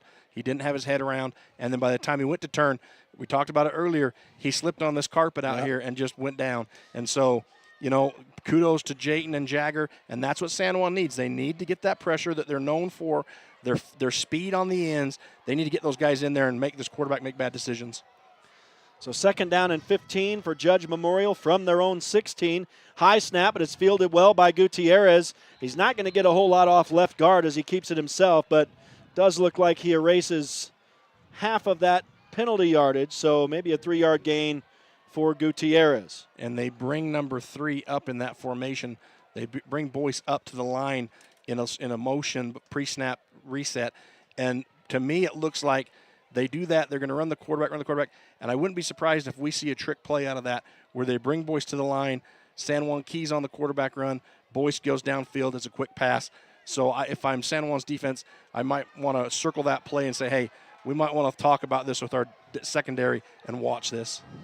A big third down for Judge Memorial deep in their own territory, third down and long. And Gutierrez will run the option. Pitches to his man Boyce, but he pitched early, and the Broncos sniff it out. They don't let the man Boyce get to the outside this time, and the ball was on the turf. Bronco football. They've recovered inside the Judge Memorial 10. Jagger Neves and Jayton Knight, again, mad pressure on that quarterback, and he's not able to pitch the ball like he wants to, and so it flusters him. It makes him make a bad decision, and then they knock the ball out, and I don't know who came up with it. It might have been Jagger or number 34, but, they come up with the ball there. And that's what pressure, that's what those quick ends, and I like how they're working Jagger in there. He wasn't in there at first on that outside, and they brought him in, and he has given them a boost of speed from that in position, and they played that option perfectly right there. Well, boy, Judge Memorial was inches away from making this a 14-7 game, and the Broncos made a big stop on their goal line and have since really turned the tide over in this game, and it has been all Broncos since. They've scored, and they are looking to again as they get the ball at the 7-yard line of Judge Memorial. There's going to be a Judge timeout here as they try to settle this thing down. 3 seconds remaining in the quarter. So the Broncos could add a first quarter touchdown right here and really cement this swing of momentum. Boy, I tell you, it is such a game of momentum. And the Broncos have it right now. You know, but we talked about it pregame, you know, adjustments in game, and that's what championship teams do. They make those in-game adjustments, and kudos to the defensive, you know, staff down here, whoever saw that and said, hey, we need more speed on that outside. We've got to cover that option like we talked about a little bit. And they've had Jagger out there now, and he is the option pitch man. That's where he's assigned, and that's what happens when you play assignment football. Good things happen for your defense. Yeah, they haven't been able to get Boyce to the outside lately. Parker Snyder throws to the end zone. It's caught. Touchdown, San Juan. And who else but Javen Montella again, his second TD catch of the first quarter, and that's the way the quarter ends. And the Broncos go up 20-7. 3 unanswered touchdowns now after allowing the first score of the game. And has Javen Montella not just been a stud? There hasn't been one easy ball he's caught all night. They've all been over his head. He's had the high point. He's had a defender in his face. And he is just relentless at coming down with that football. Yeah, back-to-back catches as touchdowns. And now the PAT, I think, are these refs not signaling yet? They have now signaled. That was the latest signal ever. Well, there was a penalty flag, but they still should signal the result. And then the penalty flag, which is a false start by San Juan, which will now. So it'll be a re-kick. Or either that or what's the grid say? I know you got a matrix. This depends on how good a kicker you got on this one. Right. So the Broncos will either be forced to re-kick or go for 2 here after false starting on their PAT. And, you know, that kind of probably ices Everett Nielsen a little bit, but it looks like he's still on to attempt what is now going to be a fairly legitimate field goal. If anybody thinks, people probably have gotten so used to seeing field goals, you know, a 20-yarder or 25-yarder looks like just child's play, but get out on a field and try to kick yourself some field goals from 20 yards out, and you'll see it's not very easy. Well, this is going to be this will be a 25-yarder. 25-yarder, yeah. So we'll see how much leg he's got. They're using a T. I guess they're allowed to use a T. Oh, yeah, all in teams high school use that ball, T. So here we go. Here's the most legitimate attempt of the season for Everett Nielsen. It's up from 25 yards and is wide. Boy, these refs look real unsure about what they're looking at. The ref. In fact, the ref under the upright there never even looked up. So I'm not sure what he was looking at. And he takes a long time and tentatively says no good. Tentatively says, no, I think it was no good. So I'm just not sure. We'll take a break. 20-7. Heading into the second quarter, the Broncos on top. You're listening to Friday Night Lights on Red Rock 92 and pictureitpalmer.com.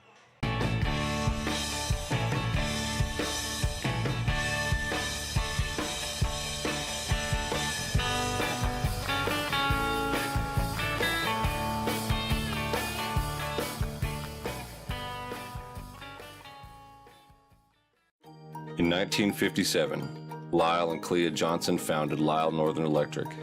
What began as a small business in their family home has grown into the prominent local company it is today, a third-generation owned and operated company. Lyle Northern Electric is honored to have served the people of San Juan County for the past 65 years and is a proud supporter of high school sports.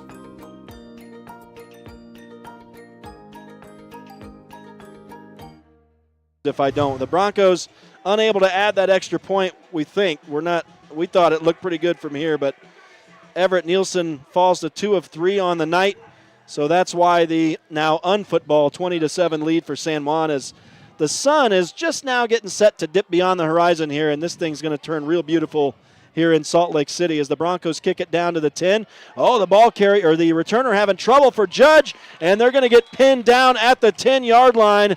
And boy, Art, the Broncos coverage team has looked a whole lot better these last couple kicks. Yeah, they have really done a good job about getting downfield and not overrunning the play. And that time the ball just died on the returner, and he thought he was going to pick it up, and then he had to go around the ball, pick it up with one hand. By that time, the kickoff team's down there. But so, you know, that could have been bad for Judge and great for San Juan. But, yeah, tremendous turnaround from that first kickoff. And I think that was Henry Thompson down there having trouble fielding that kickoff, number 1. So Judge Memorial has the ball, but deep in their own territory as the Broncos have kind of taken a stranglehold on this one and closed out the first quarter with 3 unanswered touchdowns after allowing the first. And now it's Gutierrez trying to get that one out in a flat pattern to Boyce, but he's unable to pull it in out ahead of him, incomplete. And again, pressure from Taylor Black, number 55, is the reason why that's an incomplete pass. The quarterback does not have time to let his running back, that time receiver, get out into his route and able to check the ball back. And anytime you can get pressure on a quarterback and make him throw that ball early, that's exactly what you want. And good job by Taylor by getting in there and pressuring the quarterback. And Thomas Gutierrez falls to 2 of 6 on the night with 31 yards after that incompletion. Sends a man in motion, the slot back from the left side, and now they'll keep it on the ground. Off tackle for Boyce, and he's not going to get a whole lot as this front group for San Juan has really started to swell up down there and not letting anything happen up the middle, that's for sure. It'll be second down, and I'm going to say that's a 1-yard run for Boyce. Yeah, they've really tightened up inside the tackles. They've gotten faster outside. I like the adjustment that Coach Barron has made by going away from his three-man defensive line. He's figured out, hey, if they're going to beat us, make them go over the top. We're not going to let them run on us all night, and he's really made some good adjustments there. So big third down for Judge Memorial, 3rd and 9 from their own 13. Gutierrez in the shotgun on a passing down, throws to the left side. I think it skipped off the turf. They're going to call that an absolutely miraculous catch because that skipped off the turf without a doubt from my vantage point. So they call it a complete pass. Do they punt here? Yeah, it looks like they're bringing on a punt team. So that was a 6-yard completion. And that gives them 37 yards passing, 3 of 7 on the night. I didn't see who made that catch over there. I believe it was number 1. So Henry Thompson, maybe, we think. And they do line up to punt the ball, but they've got a guy who was about to run into the game here. I think maybe they're playing with 10 guys out there. This ball's going to bounce down near the 40 and a whole gaggle of Judge Memorial guys all guarding that football. And that goes out of bounds over there, looks like at the 37. So the Broncos are going to have excellent field position here to start this possession. And San Juan, after that first possession, Judge comes out here, they light it up, they score a touchdown. San Juan's first possession is not characteristic of who they are. But like we've talked about time and time again, championship teams just find a way to get through the adversities. And San Juan's hasn't had that kind of adversity. And I'm sure they didn't think it was going to happen tonight against this team, and it's a long game to go still. But they've settled down. They've started playing their smash mouth type of defense, their hard running, acrobatic catching offense, and it plays well into their hand. So 1st and 10 for San Juan, starting from the Judge Memorial 37. Snyder drops back to pass and has all day. Now has to step out of the pocket and overthrows Branton Bethay at the Judge 20. Incompletion brings up 2nd down and 10 at the 37. And he did have, 2 receivers down there open, but Parker also had a mile's worth of field to run. And, with Parker and his speed and athleticism, you kind of think, hey, pull that down. You've got the whole outside to run. He probably gets 20 yards on that. So 2nd down and 10 after the incompletion. And the Broncos will go back to the ground. And Conway gets to the outside, down the sideline, 30, 20, down to the 15 before he's slung out of bounds on the near side. Tackle for Judge Memorial made by number 8, Demarion Hope. But a big gain for the Broncos from the 37 down to the 15. 12-yard run. Well, that's more than that. Sorry, 22-yard run. And Conway goes off tackle. He's going to be grabbed at the line of scrimmage as a flag comes in as well. If it stands, it's going to be a 3-yard run, but I think it's going to come back.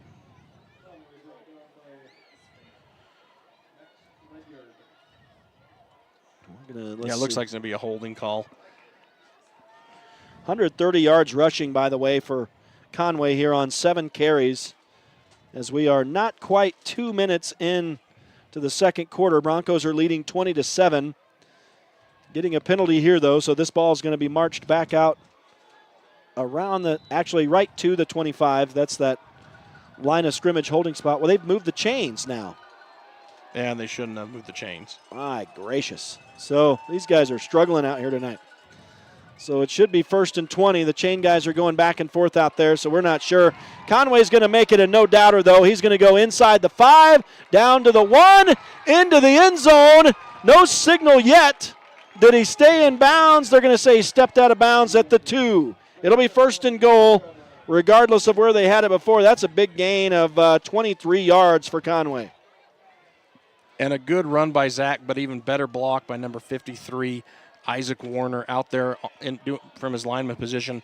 He comes out, he makes a huge block that springs Zach. And I missed the replay. We do have a replay, but they go in this time as Zach Conway carries it in off left tackle. Touchdown Broncos from 3 yards out. That is Zach Conway's second touchdown run of the night.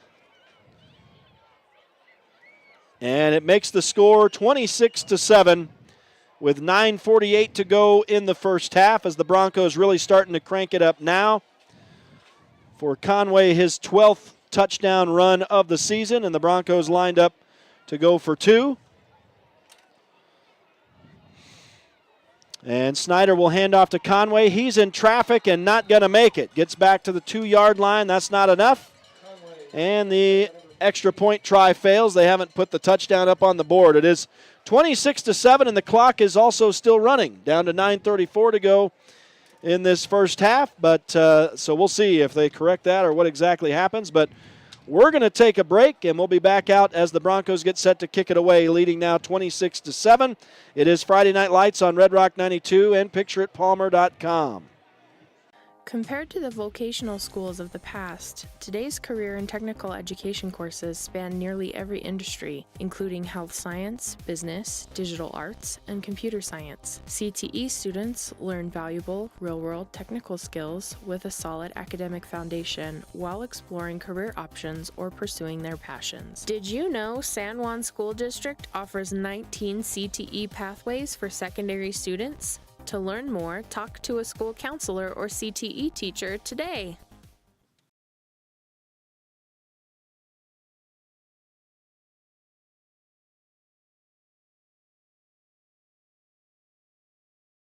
Life is a series of cherished moments, filled with milestones that define our journey.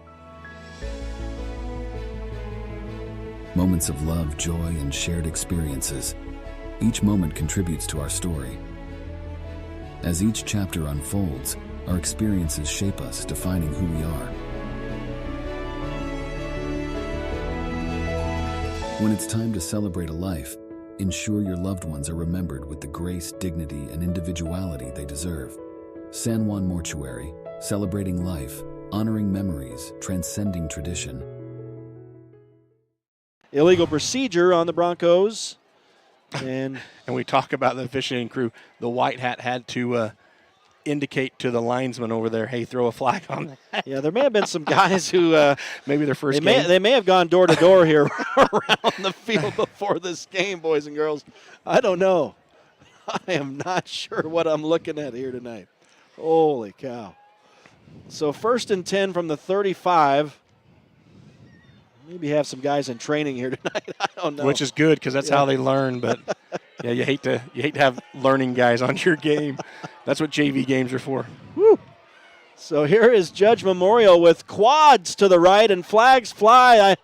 I don't know if it's an illegal formation or what exactly happened. If the play stands as Jake Ivins makes a big open field tackle on Gutierrez back at the 26, it'll be a big loss. So the Broncos might decline this penalty in favor of the loss of yardage and 2nd down because it was some sort of false start or illegal procedure on Judge Memorial. The quads was okay, it looked like to me. I guess they're going to call the false start. So, and the Broncos will indeed decline it. So it's going to be 2nd down, and it looks like about 19 here to go. It is 19, so they need to get the ball to the 45. They're at the 26. 9:29 to go in the first half. The clock should also be running right now. 26-7 because of the penalty. They're running it now. They're there. So 26-7 down to 9:20 to go in this first half as the Broncos allowed the opening score but have scored the last 4 straight. And now flags fly as Thompson is trying to get to the outside over on the far side, and I guess that was that wide receiver around here. I didn't see if that was a shuttle pass or a pitch, but probably a shuttle pass. He didn't get much, but like I said, there is a flag on the play. And I'd be surprised if it's not holding, but I thought holding happened over here on this right here as we're watching. Right there on I believe Jake Ivins was held by number 8. But we're going to false start again on Judge Memorial. So this time the Broncos will likely take it, and it will, or maybe not, I guess. It'd be third down, and it looks like it would be third down and 16 if they elect to decline the penalty. And I think they're going to mark them back. A lot of confusion here tonight, that's for sure. They are going to mark it back now to the 21. So it goes back 5 yards, and they're going to replay second down. So it's back to where it was. That is weird. That's the original line. That's the line of scrimmage, and now the referee looks to be talking to the football. No, the original line of scrimmage is 35. Okay. They've got to get all the way up to the 45. Well, I mean, on that play, oh. They started from the 21. Sure. So now they're back at the 21. So I guess at that point was a spot foul, but not. That's weird because that was a false start. So I'm definitely confused. At any rate, it's going to be basically a replay of that down. I guess they're a little farther than they were. It's second down and 20 plus. So I'm wrong. It did go back 5 yards. They were up at the 26. That's right. So it is a 5-yard penalty. Second down and 25. As Gutierrez will hand off, and yet another flag. This time the Broncos get in the backfield and pull Gutierrez down. Sorry, that was Boyce, pulled him down, so a loss of 2. And my guess is they decline this penalty. Yeah, and what's happening is this receiver over here is taking a hitch step. You know, at the snap of the ball, before the ball snapped, he's kind of rocking in his stance. And I think because I was watching over here, trying to figure out what he called last time, and he did the exact same thing. That's a coaching thing that you coach need. Hey, you can't rock in your stance before the snap of the ball, and he's doing it right in front of this sideline official. So it amounts to third down and a country mile here as are back at their 19 and have to get out to the 45. 8:30 now to go in this first half. The Broncos up 26-7. They flush Gutierrez out of the pocket. He throws on the run, and boy, that was close to being intercepted by Javen Montella. It goes out of the reach over the head of the intended receiver over here on the near side. That was number 8, Demirian Hope. And the incompletion will bring up fourth down and very long, so the punt team comes back out for Judge. And I may have missed some stats for Gutierrez, but I have him now as falling to 3 of 8 after that one with 37 yards passing after they started so promising. He was 2 of 4, 31 yards, but the Broncos have definitely taken a stranglehold on this game here. And up 26-7, they're getting the football back and nearly blocked that punt as Taylor Black got back in the backfield there but was unable to get a mitt on that. The kick was good. It actually comes down around midfield and unable to completely flip the field, but they have the Broncos starting at the Judge Memorial 48. And a nice fair catch by Bethea there. Knew where he was at, knew where the defenders were coming, the killers on the punt team, and great decision there to take a fair catch because if he doesn't, he's getting lit up when he catches that ball. So the Broncos will take over at the Judge Memorial 48, and they walk it to the line of scrimmage. Bethea, speaking of, coming late back onto the field here, as he'll have to run all the way across to the slot back or the wide receiver slot on the right. And that switches Zach Conway to the left of the quarterback. Now he'll come out to the outside on motion. Parker Snyder fakes to him, keeps it himself up the middle. What a block as a Judge Memorial man goes tumbling onto his back, and Parker almost sprung free, but he's pulled down after a pickup of 12. And it will obviously move the chains. 1st and 10 for San Juan down to the 36 of Judge Memorial. And a good run there. I know people want Parker, hey, get out around that lineman, get yards down the field, but great patience in letting his lineman do his job. This time he'll drop back to pass and has a lot of protection over the middle and over the head of Jake Ivins. There were 2 San Juan Broncos in the vicinity, but the pass slightly overthrown. 2nd and 10 from the 36. And I'm going to say that someone ran the wrong route there because there's no way in this offense, in any offense, that you have 2 receivers, especially slots, that are going to be running into each other in their pattern. So I'm going to say someone was a deep pattern, someone was a shallow pattern, and they just extend that pattern out a little bit. Second down and 10 for the Broncos from the Bulldog 36. Snyder reads it, keeps it himself with the stiff arm. He's inside the 20, gets a block, bounces it to the outside, slips a tackle from the 5, goes into the end zone. Touchdown and a great run for the senior quarterback. A 36-yard touchdown run makes it 32-7 as the Broncos continue to roll along here in the first half. What a run. We've seen a couple of really good runs tonight. One from Zach Conway. That's a good one from Snyder right there. Yeah, and they're starting to look like San Juan of the past weeks. And like I said, getting off the bus, sometimes it takes a little bit. But here we go. San Juan's playing San Juan football. And, you come out and you score on them. You stop in the first drive. You kind of poke that bear. And bad things happen. Sometimes you poke the bear. Yeah. Well, PAT's no good. Everett Nielsen not able to add the PAT. This time the refs looked a little more confident. I think they had a couple different guys down there judging that one. And so 7:54 still to go in this first half, and all of a sudden the Broncos have scored 5 in a row. They're up 32-7.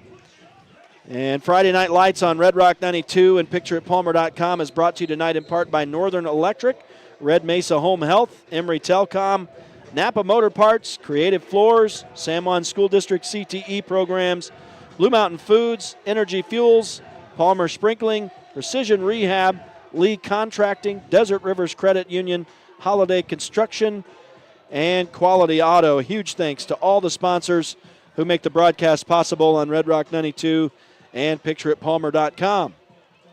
Are we still PictureItPalmer.com? Or are we calling ourselves StreamUtah.Live yet? We're super consistent on StreamUtah.Live, which is where everyone's watching us tonight. So for those of you who are watching, you figured it out. I think most of Blanding is actually here tonight. So as the Broncos kick it away, now a good move at midfield, or in the middle of the field, I should say, by the Judge Memorial returner. And again, that was number 12 on the return, Herrera Mana. And gets him out across the 30 to the 33. How do you know it's Herrera Mana? I got 2 12s on mine. I'm just guessing it's the sophomore, not the freshman. What you toss a coin and you just guess. I'll go ask the home guys here in a little bit. It's always a good guess to go with the upperclassmen. I guess it's the older guy, yeah. Neither of them are upperclassmen, but I just thought maybe you were looking into your crystal ball. No, I got no crystal ball. I have a cloudy ball, but I don't have a crystal ball. So 1st and 10 for Judge Memorial at their own 33, trying to get back in gear offensively, but someone just smacked Boyce at the line, and he bounced off. And it looks like maybe gets back to the line of scrimmage, and that's it. And the Bronco defense has really become stout ever since allowing that first touchdown. Yeah, they've really tightened up things. I'm sure that defensive coaches, they've made some good adjustments, and Jagger Neves coming up and playing on that outside. But that time, Jayton Knight, who just gets in there and manhandles him. Yeah, he took a pop right at the line of scrimmage there and looked like he was a bit dazed after he bounced off. For Parker Snyder, his 9th rushing touchdown of the season on that most recent score. Broncos up 32-7, just over 7 minutes to go in the half. Judge Memorial with the football, but Gutierrez in trouble. He's probably going to want to throw that away, and he does. And live to fight another day. He was in bad trouble running away from a couple San Juan defenders. Jake Ivins and J.D. Palmer were hot on his tail. And that brings up 3rd down and 10. Yeah, San Juan's defense has really picked it up ever since that first drive. They have really gotten a lot of pressure on the quarterback. And a lot of times they're doing it with a 3-man front. They've just got 3 guys up there in J.D. Palmer, Jayton Knight, and number 50, Brad Scow. And they're just able to, with 3 guys, as this game has gone on, get that pressure against those 5 offensive linemen. So if you can do that successfully and repeatedly with 3 down linemen, man, that opens up your linebacker core for a lot of good stuff. Well, big 3rd down for Judge Memorial, and they haven't been successful lately, but Gutierrez with some zip on that, and now Thompson gets free, and down the sideline he goes. A flag flies. He's down inside the 15 if the play stands, as Judge Memorial breaks a big one finally, but it does look like it's going to come back on an illegal block at midfield. I'm guessing that's going to stand. The first down's going to stand and then come back from the point of the foul. Yeah, it's going to look like I'm imagining that's what they're calling as a block in the back, just off the initial what the official was showing Judge Memorial, which is what it is. So it's an 18-yard pass, which should give the Bulldogs their first down in a while. And then they mark the penalty yardage off, or is that not how it works? Let's wait and see if they give them the first down. It looks like they don't get the first down. And so that's going to be 4th down and 2, apparently, or 4th down and 1. So it's very close, but they are on their own side of midfield. I guess it's going to amount to a 9-yard pass instead of the huge pass it was. So a 9-yard pass from Gutierrez to Henry Thompson. And a big fourth, are they replaying 3rd down? That doesn't seem right to me. I think that was 4th down. And they're going to get a first down no matter what anyway. So as he passes to Boyce this time, and he's going to get 5 yards. Yeah, so they take the penalty. They're going to replay the down. Okay. So 5 yards. So that may inflate the stats a little bit with an additional completion, but my stats are always unofficial anyway. That's a big catch for Boyce and a big first down for the Bulldogs near midfield. They're at their own 47. 1st and 10, 6.5 to go in the half. And Boyce going to try to get to the outside, but once again, the Broncos swallow him up way back at the 40. That'll be a loss of, actually, they'll spot it at the 39. Nope, they're going to spot it at the 40. Loss of 7 on that play. Jake Ivins with a shoestring tackle and just relentless, doesn't let go, or Boyce gets ahead of steam and May picks up big yards. But Jake Ivins, he just grabs onto that shoe and he just hugs that thing tight and he ain't letting go and brings him down. So Lamar Boyce had 29 yards on his first 3 carries and a touchdown, and he now sits at 9 carries and 23 yards on the night. So that tells you the difference of what the defense for San Juan has done since they figured out to not allow him along the outside. He had that speed going on that first possession for sure. But the Broncos have been equal to the task lately. Now Gutierrez throws over the middle, and that's a catch. If the Judge Memorial catch was a catch, that should be an interception at the 47 for San Juan. And it is Brigham Nielsen. They're going to talk about it because neither one of those officials had a good view.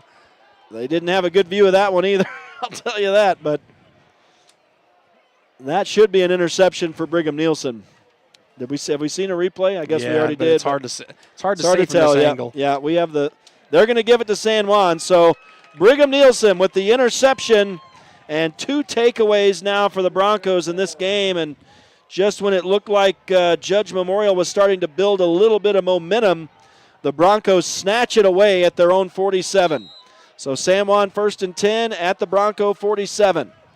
And Parker Snyder fakes the handoff and throws into the right flat. Little wide receiver screen for Tyler Pearson, but he cannot make the catch right in his breadbasket. And that's one of those, if you want to get in this rotation, you got to make that catch.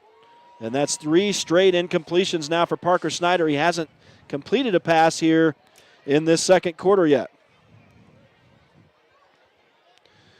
I've got to pause here and get a picture. Our vantage point has really turned quite lovely out here at Judge Memorial High School overlooking downtown Salt Lake City as Zach Conway gets the handoff and he spins his way off right guard to across midfield into Judge Memorial territory at the 46. That's a pickup of 7. So a nice 7-yard run for Conway to follow up his 3-yard touchdown run. He's up to 163 yards rushing on 10 carries. That's easy math, 16.3 yards a carry tonight. And a flag on 3rd down here is going to go against San Juan. I think this is the new sign. You're going to get an illegal shift, I think. I don't. This is Coach Christensen's new sign tonight. It's like this all night. We'll see what they call here. The refs are still talking it over. They're set to mark this off. It looks like it's going to be a spot foul. And be marked off from the 44-yard line, actually. And it's going to be a 15-yarder. Personal foul. And so I'm a little in the dark on that. The white hat comes over to explain it to Coach Christensen. I'm not sure why that was a personal foul, but back at the 41-yard line, right around where Brigham Nielsen caught the ball on the interception. Oh, man, it's gotten serious. We got Art breaking out the folder next to me here. Taking a look at the – I'm not sure. Well, now the refs are going to blow it down and discuss it again. So looks like they called that unsportsmanlike. And I didn't see it, but they flashed a number, and it was on a lineman. So it was a penalty that we were, I guess, unaware of, some sort of personal foul. But 4th down and about 15, it looks like. Parker Snyder drops back to pass, airs it out left side. Couple guys there. A lot of hand play going on over here. And Jake Ivins wanted a penalty. He's definitely not going to get it tonight, that's for sure. But a lot of hand wrestling going on the way down the field there. And incompletion will bring up a, well, I can't tell. They've got first down signaled over there. So I think it's second. I think it's 3rd down. I'm not really sure. They're not sure. First down showing on the stick over there on the yard marker, but I think it's going to be second. They're gonna say, is that Judge Memorial football?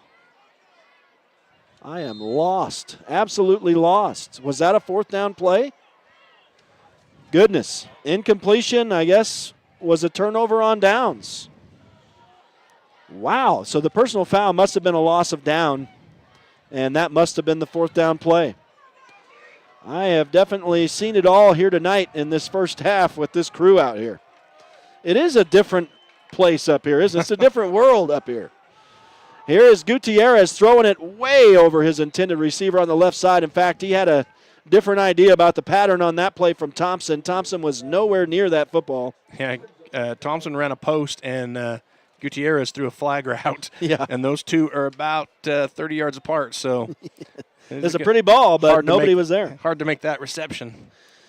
And in his last 6 attempts, it's 3 incompletions, an interception, and 14 yards passing for Gutierrez. So it hasn't been super stellar here in these last few attempts. And 2nd down and 10. Judge Memorial has it at the San Juan 41 in what has been a strangely officiated first half, that's for sure. And Gutierrez, some good moves, slips a couple tackles, gets some speed gathered up, and it's Javen Montella making the open field tackle at the 33. That is a pickup of 9 yards for the senior quarterback, Gutierrez. And he came all the way back across the formation and broke 2 or 3 arm tackles, which San Juan hasn't done the last couple drives, so they need to get out of that. They need to square up, they need to break down, and they need to drive their tackles through the offensive player. No safety here for San Juan in this defense, and now they'll keep it on the ground, does Judge Memorial. I'm surprised they didn't just try to pop one over the top there, but short gain for Boyce. In fact, he loses a yard there, and that will be 4th down. Yeah, good tackle by Zach to get in there and tie up the ankles of the runner and not let him get any momentum. And for Judge Memorial, Lamar Boyce continues to go backward. Like I said, 29 yards rushing in his first 3 carries and a touchdown, but now he's down to 10 carries, 22 yards on the night, unofficially. We're winding down, under 4 minutes now to go in this first half, 32-7 for San Juan. The scoring has been quiet for a few minutes. The Broncos rattled off 5 straight touchdowns after allowing Judge Memorial the opening score of the night. Here they come out in that quad left formation, and one guy split wide to the right here, but they're going to call a timeout instead. So 3:29 to go in the opening half. It's a 32-7 lead for San Juan. We'll take a break. We'll be back out here to close out the first half. Stay with us. Friday Night Lights on Red Rock 92 and pictureitpalmer.com.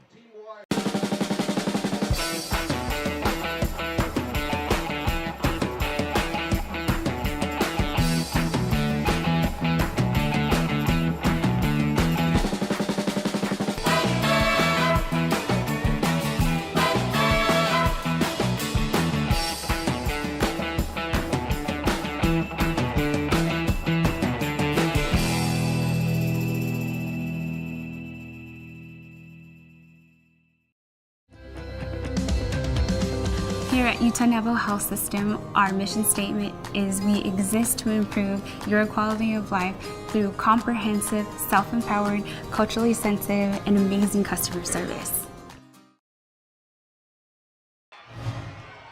We're not on the air. You can just tell me. Brigham again. Number 11. Wow. Horrible broadcasting. Back live Friday Night Lights on Red Rock 92 and pictureatpalmer.com. For those of you on the video, you've already seen it. For those of you on the radio, it's another San Juan interception. Another one by Brigham Nielsen, and he returns it back across midfield to the Judge Memorial 40, as once again the Bulldogs were driving a little bit, but back-to-back picks for Thomas Gutierrez. It surprises me that that was the play call. I think they spread them out wide. I think you run your quarterback 3 yards. And so Parker Snyder throws right back to Brigham Nielsen, and he's down inside the 15, slips a tackle, or at least carries a tackler down to the 1. He was within inches of getting a touchdown catch, but it goes down to the 1. That's a 39-yard pass. Yeah, he had 4 defenders on him by the time he got to the 1, too. So great effort there by Nielsen to keep driving forward. And a good first completion for Palmer here in this second quarter. Goes to the tune of 39 yards. Let's see if they try to get Nielsen his touchdown. No, they're going to throw in to Javen Montella, untouched, and his 3rd touchdown catch of the season, or of the night.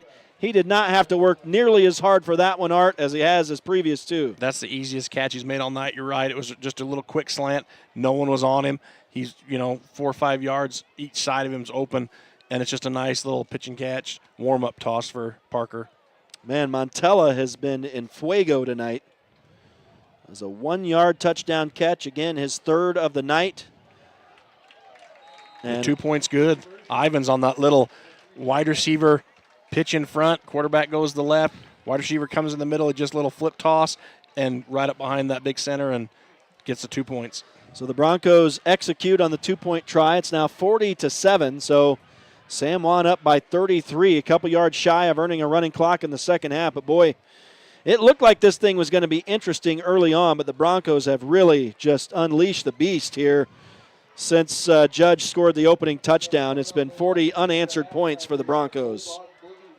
Parker Snyder with 3 touchdown passes on the night, 14 on the season now. Javen Montella, all 3 of the TD catches. So he has taken the lead in that department among San Juan receivers at 5 on the season.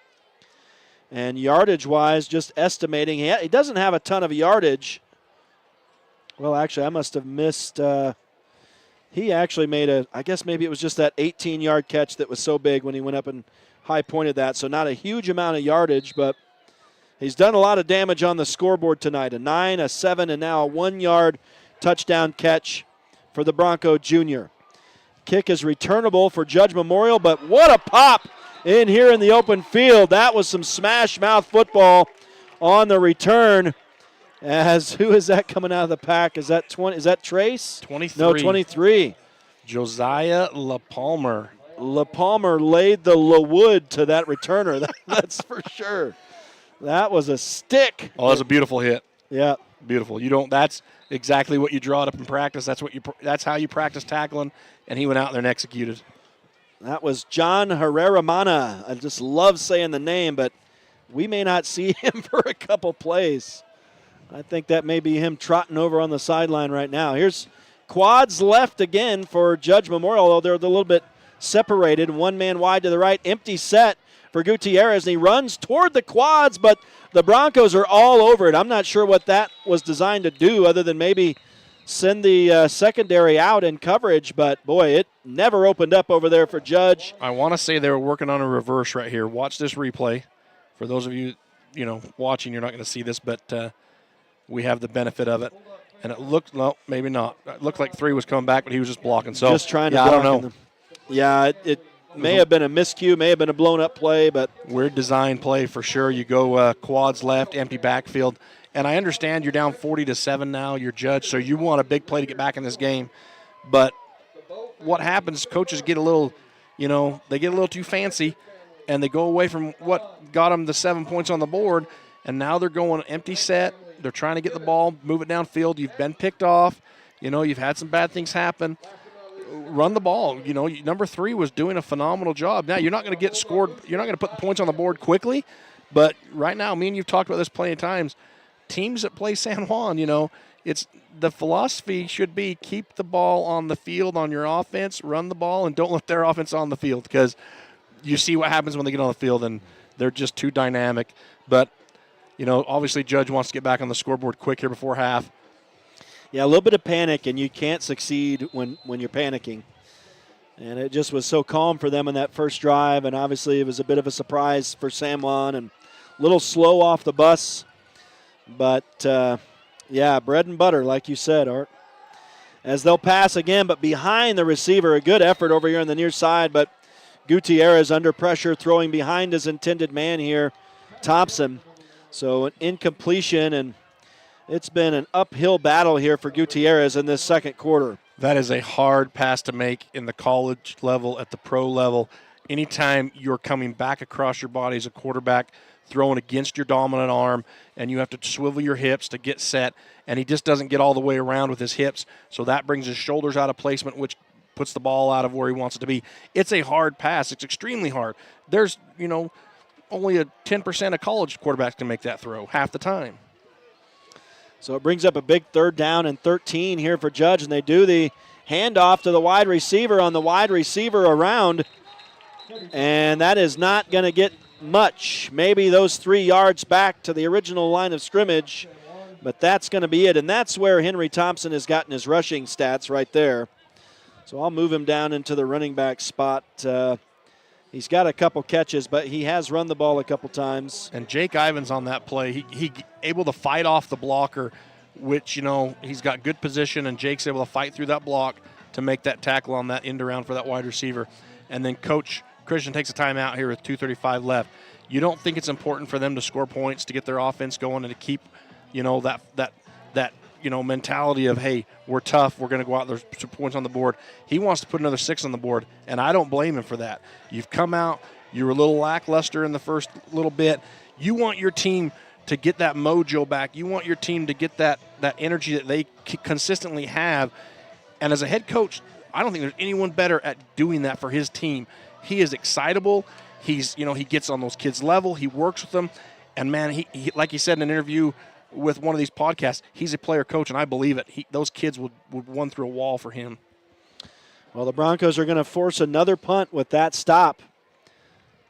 And from his own 11, the kicker is run into. The Broncos would be fortunate to avoid a penalty here. Bethea gets about a 10-yard return across back into Judge territory here. Looks like the Broncos will be starting at the Bulldog 45 because they used that timeout. There is still 2:31 left in the first half, with the Broncos up 33 here, 40-7. All of their victories this year have been by 20 plus. And boy, it looked like it was going to be a battle here early on, but they've definitely swiped the momentum since then and really shown up here tonight in Salt Lake City. Here's Parker Snyder looking to air one out. Has a man open. The catch is not made at the 10-yard line. Is that Conway? Conway out of the backfield was downfield ahead of everybody. So they lined up trips left, doubles right, empty set. And he had that ball. He just bobbled it. Yeah, he was a slot receiver on that far side. Yeah, he hit him right in the hands. Maybe a little bit low down near the belly button. But probably a catch that Conway would like to have back, or a non-catch. And 2nd down and 10 at the Judge Memorial 45 for Parker Snyder. Another chance to hone in the passing targeting here.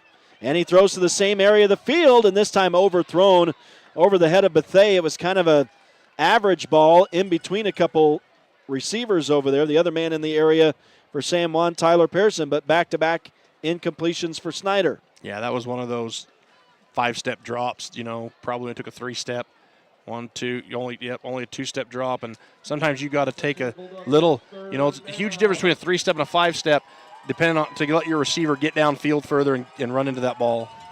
Trips right for San Juan. The field opens up the middle. Snyder takes it right up the middle. He goes on the run, spins away from a man down to the 15, And a big carry for Parker Snyder, a 30-yard run. And a big block by Taylor Black, number 55, who springs him 10 yards down the field. What a tremendous job by the lineman to get downfield, move his feet, get in front of number 7, and pancakes him to the turf.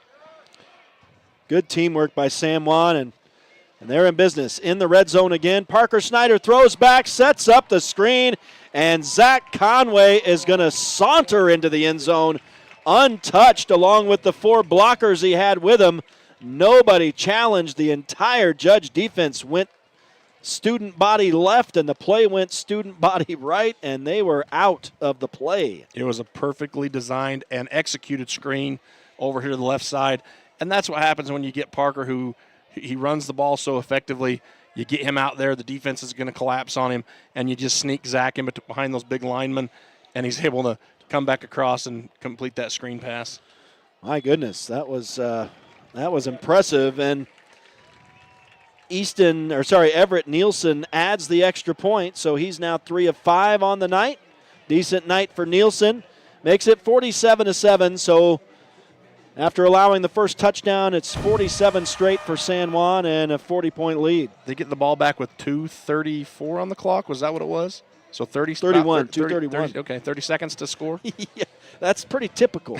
And that was with 2 incomplete passes. Well, that stopped the clock, so that helps. But I guess they could have easily scored on one of those 2 passes as well. Yeah, Zach is going to – I guarantee he's like, man, I should have had give that me another TD chance. catch. Throw me another one of those. And he did. Obviously, they threw back to him. So for Conway, it is his 3rd touchdown catch of the season.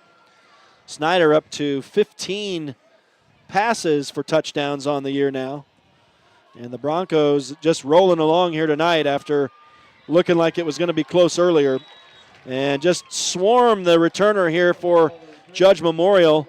Looks like we had number 18 getting up from the pile. Tyrion Lee, you call him out for the open field tackle on the return here. Everybody getting in on it for San Juan here. Well, and that's how you make a name for yourself for your defensive coordinator. You get down there on special teams, you start making tackles. Those defensive coordinators, they recognize that, and they're like, hey, where's that kid at? We need him out on the field in defense if we start getting in a bad spot. So that's how you work yourself into a starting job right there, just doing the little things right. Well, we got a little delay here as I don't know if there's an injury or have they called a timeout. Judge Memorial in the huddle for a lengthy period of time. Absolutely beautiful skyline here for us out to our west as we see the flights coming into Salt Lake City. Oh, yeah, no, the clock is running down to – they're going to run into a delay of game situation here, but they just get the ball snapped. Gutierrez will keep it right up the middle and about 3 for Judge Memorial. You say just get the ball snapped. I think I was on count 9 when they snapped the ball, so I think they had 1 second left before a delay of game, which is interesting because – their offensive coordinator's out on the halfway out on the field. He's to the numbers, and they were just all huddled up over there. He was the one talking to him. Just a beautiful sky here tonight. I've never been at this field, and that I can remember. I don't know. Maybe what year was it you said that Monticello was playing? 2021 season. No, I definitely wasn't here for that. So yeah, I'm not sure, but absolutely beautiful field and beautiful sight line here to the downtown Salt Lake City area. That may have been a little busted. Gutierrez spins a 360, then pitches it to Boyce. Sorry, that wasn't Boyce. No, it was Boyce. Okay, yeah. And Bethea on the stop for San Juan, but a loss of 3 again, and Boyce is now shaken up and slow to get up and unhappy over there. He is going to take himself off the field. And so, again, he just continues to struggle in the running game since that first series. Yeah, San Juan has done a tremendous job at, like we've talked about numerous times, at clamping down. They're defending the option better. They're defending the end around better. Just all around better defensive effort. Big third down again for Judge Memorial. They've been facing these a lot lately and have not been successful in converting them. 3rd and 9 from their own 26 this time. And it's going to be a good run for Gutierrez. He gets free. It's going to be enough for a first down across the 35 to the 37.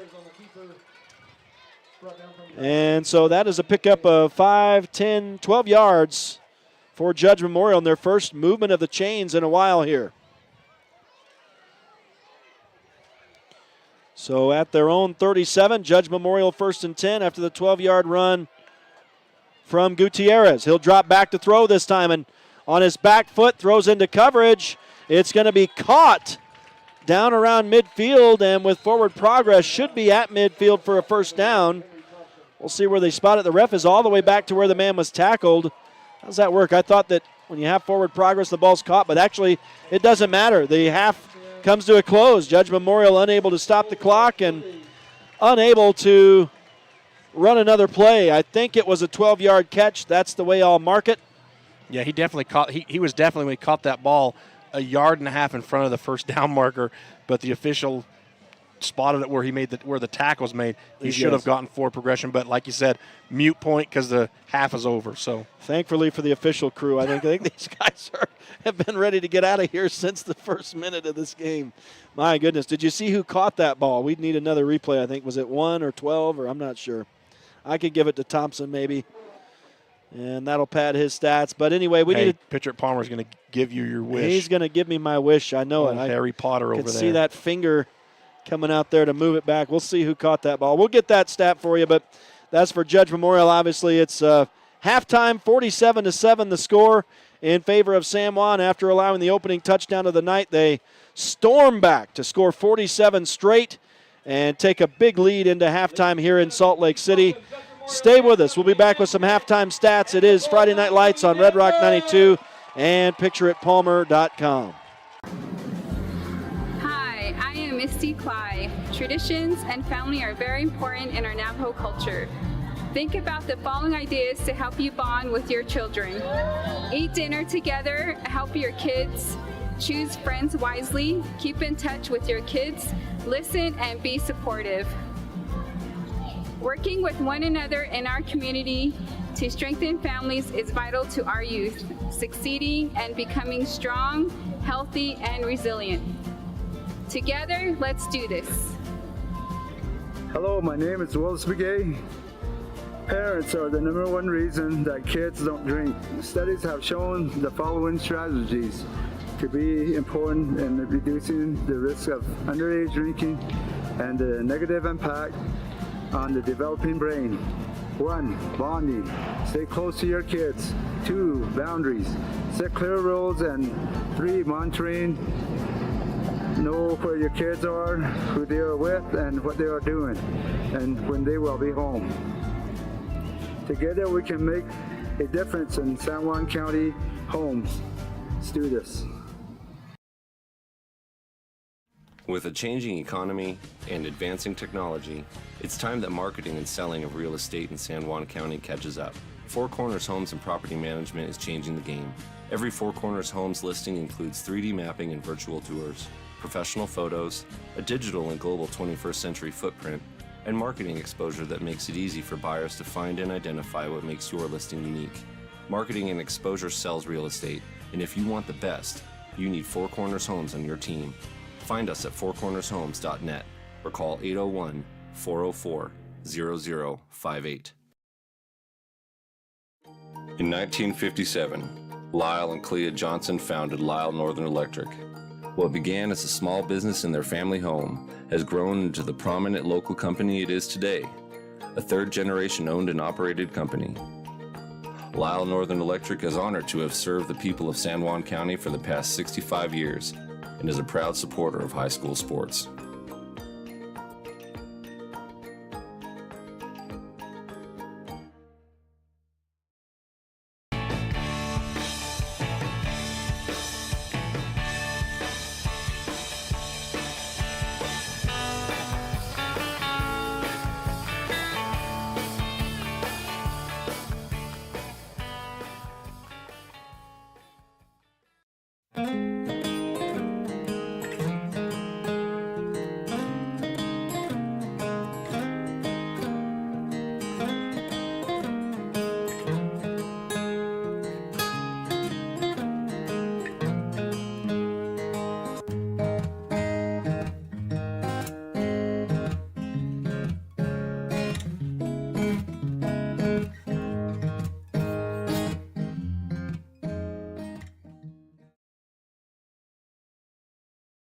Life is a series of cherished moments, filled with milestones that define our journey. moments of love, joy, and shared experiences. Each moment contributes to our story. As each chapter unfolds, our experiences shape us, defining who we are. When it's time to celebrate a life, ensure your loved ones are remembered with the grace, dignity, and individuality they deserve. San Juan Mortuary, celebrating life, honoring memories, transcending tradition. Brett Sifford and Art Adair with you, as always. And, boy, Judge Memorial opened the scoring tonight, 7-0. Looked real good in that opening drive. And, of course, the Broncos gave them the ball at the 35. That was maybe our first interesting call of what was an interestingly officiated first half. But the Broncos score 47 straight points from that point and lead by 40 as we're at halftime. Taking a look at the halftime stats here. And we'll get you some scores from around the state as well during this halftime show. But for Thomas Gutierrez, a struggle after that first half, or first quarter, I should say. He ended the half 6 of 16 passing for 63 yards, no touchdowns, and the 2 interceptions. The only production, like I said, came in that first drive for Judge Memorial when Lamar Boyce was just getting outside on the San Juan defense, and both he and Gutierrez were running roughshod. And Lamar Boyce ended up with 29 yards on 3 carries, had the 5-yard touchdown. But since then, it's been all downhill for the Judge Memorial defense. And Lamar Boyce ends the half with 11 carries and just 19 yards, just going backwards for the latter half of the first half there. So 25 yards rushing for Thomas Gutierrez, the quarterback, on 9 carries. Gives them 47 total unofficially in that first half and the 1 touchdown. For the receivers, it was Henry Thompson, who's also carried the ball for 3 yards, so that his 3 yards were tallied into that total, but he's got 3 catches for 27 yards, and that's most of the production. But John Herrera-Mana has done a lot of kick returning for Judge Memorial tonight, and let me tell you, they've had a lot of kicks to return, and he's done a good job there, but only 1 catch as a wide receiver for 10 yards tonight. Switching over to the visitors, the San Juan Broncos, and Parker Snyder was, I forgot to tally up his completion. So we got 9, 10, 11, 12.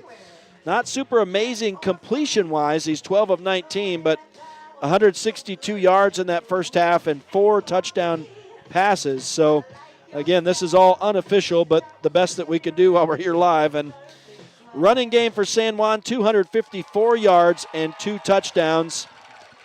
Sorry, that's 3 touchdowns. My apologies. 3 touchdowns because Conway has 2 and Snyder has 1.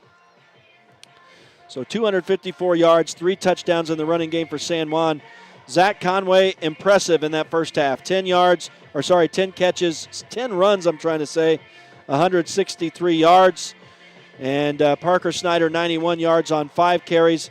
Conway also has 3 catches for 37 yards and 1 touchdown reception. So it's 3 touchdowns total for Conway tonight. Snyder has the 1 rushing touchdown, the 36-yarder there late. For the receivers, how about Javen Montella? He has 3 catches for only 35 yards. 4 catches for 35 yards. 3 of them are for touchdowns. Brigham Nielsen has 2 catches for 44 yards. You know, we haven't called Anthony Doan's name all night, and I don't know if he's not even out there, I don't think, for San Juan. Jake Ivins has 1 catch for 33 yards in that first half. And, Art, if you look at Conway, you just could see that he was angry about the way it went early in the start, and he started running like a bus after that and started running people over and started really making it happen for San Juan, and you see that in his first half stats. Yeah, you mentioned Anthony at number 25. I see him standing over there. He's not even dressed out tonight. Okay. So, I'm trying to remember how many yards Zach had last week. I think it was under 100 for sure. I don't think it was his best. 61, yeah, 61, yeah. And so I think that what you're seeing out of Zach is that first drive, he gets a big chunk, gets called back, and then things just kind of spiraled downhill for, 2 or 3 minutes for him.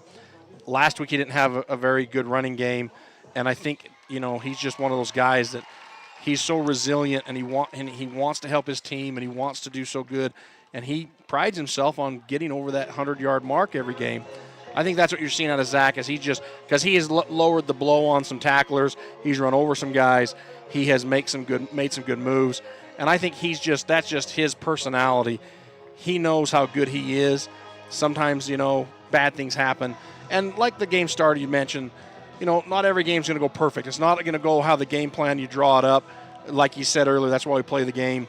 On paper, it looks like, hey, there's a blowout coming. Yeah. But we play it because you never know. There could be those moments where that doesn't happen. So, the coach is going to be, they're going to look at this film from the first half, and they're going to have some big keys. But I think the biggest key for me is the adjustments they've made after that. Right. They didn't wait till halftime to make those adjustments. They didn't let the score get out of hand.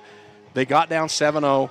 And then they came out and they settled down their kids. I'm sure there was some animation down there, coaches and kids telling them, hey, what are you doing? This isn't how we play football down here. We need to be tougher. We need to be flying to the ball. We need to be breaking down, executing our plays. And you've seen that in these kids. They respond very well to this coaching staff, and they respond very well to each other. A lot of big blocks by the linemen, a lot of awesome catches by some receivers, a lot of hard runs by Zach and Parker, and it's a team effort. There's 11 guys out there for a reason, and when all 11 of these San Juan Broncos are firing on one cylinder, man, they're tough to stop. Yeah, and how many times have we said it? It's not necessarily when things are going well for the Broncos, but how they respond when things have gone badly, whether it's a call against them or whether it's a loss of yardage for some reason or whether they get scored on. It's just how they play so well when they face adversity, when things don't go their way. And you say that about every championship team. And I don't think that first offensive series and that first defensive series couldn't have gone any worse for the Broncos, in my opinion. No, from the officiating to the execution to the penalty to everything. Exactly. And so, and to bounce back so quickly, it didn't take them a quarter, it didn't take them a half. It took them a drive, and then they were back into their zone. They were settled down. The old saying, they're off the bus now, and they're going playing. And, I go back to the coaching staff here at San Juan. They've been working the refs. They've been working those kids. And it's not, they're not working them as in putting them down. I don't want people to think that. They're working them as in trying to get the best out of their ability. They know what these kids have in the tank, and they're going to try to draw all that out to help those kids be the best football player, best athlete, best student they can be on the field tonight. And you said refs. I think you meant coaches. Are working them to bring them. The coaches were working the refs a little bit. Okay, yes. I got you. And like you said, and it, if you've never stood on the sidelines and coached from the southern end of the state to the northern end of the state, which Monticello and San Juan do, and so I've been in those situations, there is a dramatic difference in officiating between referees that kind of get that familiarity with you and referees that don't know you from Adam up here. And it's two different worlds with the officiating. And it shouldn't be, but it is, and it's just one of those things you have to, as a coach. Okay, how are we gonna fix that? How are we gonna work with those officials this game to fix what we want to do to be successful? And they've done a pretty good job of it. But yeah, it's never pretty when you get officials that see things a lot different than officials you're used to, and that's just kind of how it goes sometimes. All right, well, it is a 47-7 lead for San Juan as the team's back out warming up here for the second half. We'll take a real quick break. We'll be back out. We may have some time to tell you about some scores from around the state. And if not, we'll just head right into the second half. Again, 47-7 for San Juan. At halftime, stick with us. It is a Friday Night Lights halftime show on Red Rock 92 and pictureitpalmer.com. Hi, my name is Sean Ivins. I'm a rancher, husband, and father. Family bonding and spending time together is really important to me. Research shows that teens who regularly eat as a family 5 to 7 times per week are 33% less likely to use alcohol and 50% less likely to commit suicide. Bonding is essential in preventing underage drinking and substance misuse. Children are less likely to drink when their parents are involved in their lives and when children and parents feel close to each other.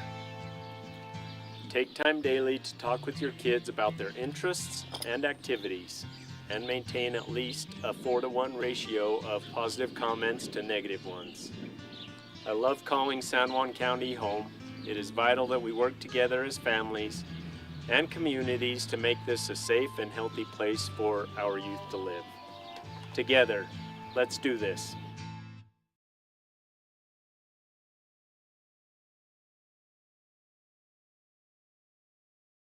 Hello, my name is David Palmer, and I am the Parks and Recreation Director for the City of Blanding.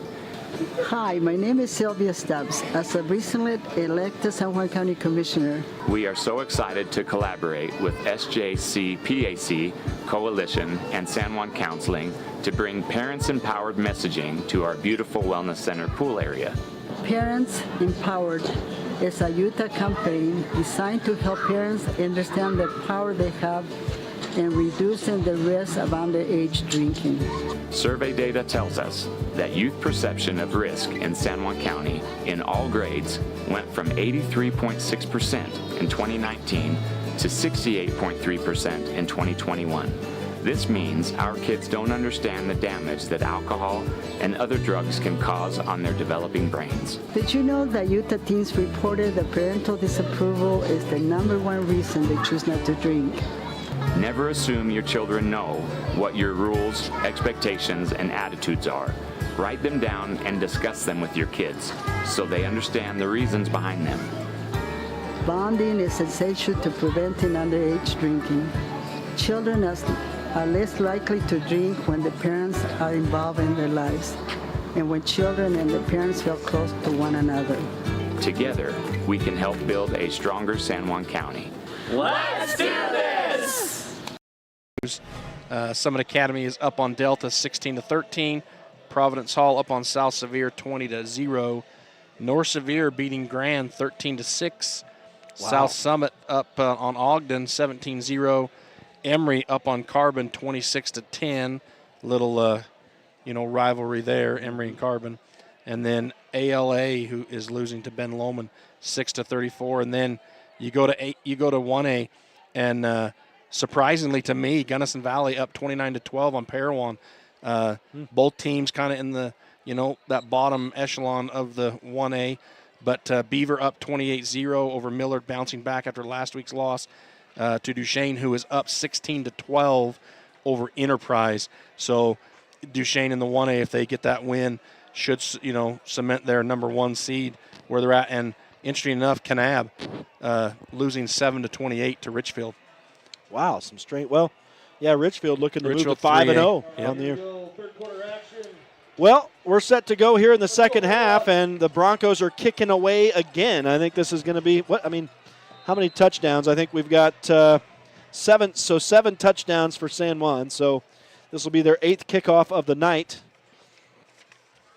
And, they just turned prolific after they allowed the first score. As a hush falls over the crowd out here, we could hear that kick. And, boy, the running back the returner is swarmed, and that is, again, number 12, Herrera Mana. I didn't check to make sure on that, so I hope that's correct. Maybe we can get Cortland to stick his head in there and see if it's Herrera Mana, number 12. Yeah, Herrera Mana. Just want to make sure for Judge Memorial and see if I picked the right. I have the 50-50 shot, Art. So I'm going to say you're right. I'm great at the casino, man. I tell you. I'm sticking with you, Red. I know. You always stick with me. I stick with you. We're a good pair. I mean, we may go down together, but we're doing it together, right? 1st and 10 at the 32 for Judge Memorial. Haramana. Okay, cool. So we got a better pronouncement as well. A little bit easier as Gutierrez throws complete to Thompson. That guy's easy. And an 8-yard catch to start it off for Judge Memorial here in the third quarter. So 8-yard completion for Gutierrez to Henry Thompson. And that puts the ball at the 40. 2nd down and 2 coming. 71 yards passing now for Gutierrez to start this second half. 35 yards receiving after that catch for Thompson. And we are 1:15 seconds into what is going to be a running clock second half with San Juan up 40. And Gutierrez drops back. Throws not incomplete. I thought Thompson made that catch. It was right to him, and I think he felt the heat from Parker Snyder, unable to pull that in. Yeah, Parker made a good hit right about the time that ball got there, and credit him for separating the ball from the receiver.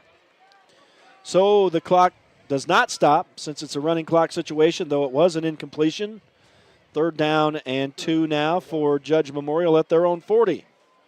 And this is where teams that play San Juan that get down big in the first half, they got to kind of come uncharacteristic and try to go down the field, stretch that ball to get back in the game, to stop the running clock, because runs, just don't do that for you. So it'll be interesting to see if they go back to the option a little bit, which they had success with in the first quarter.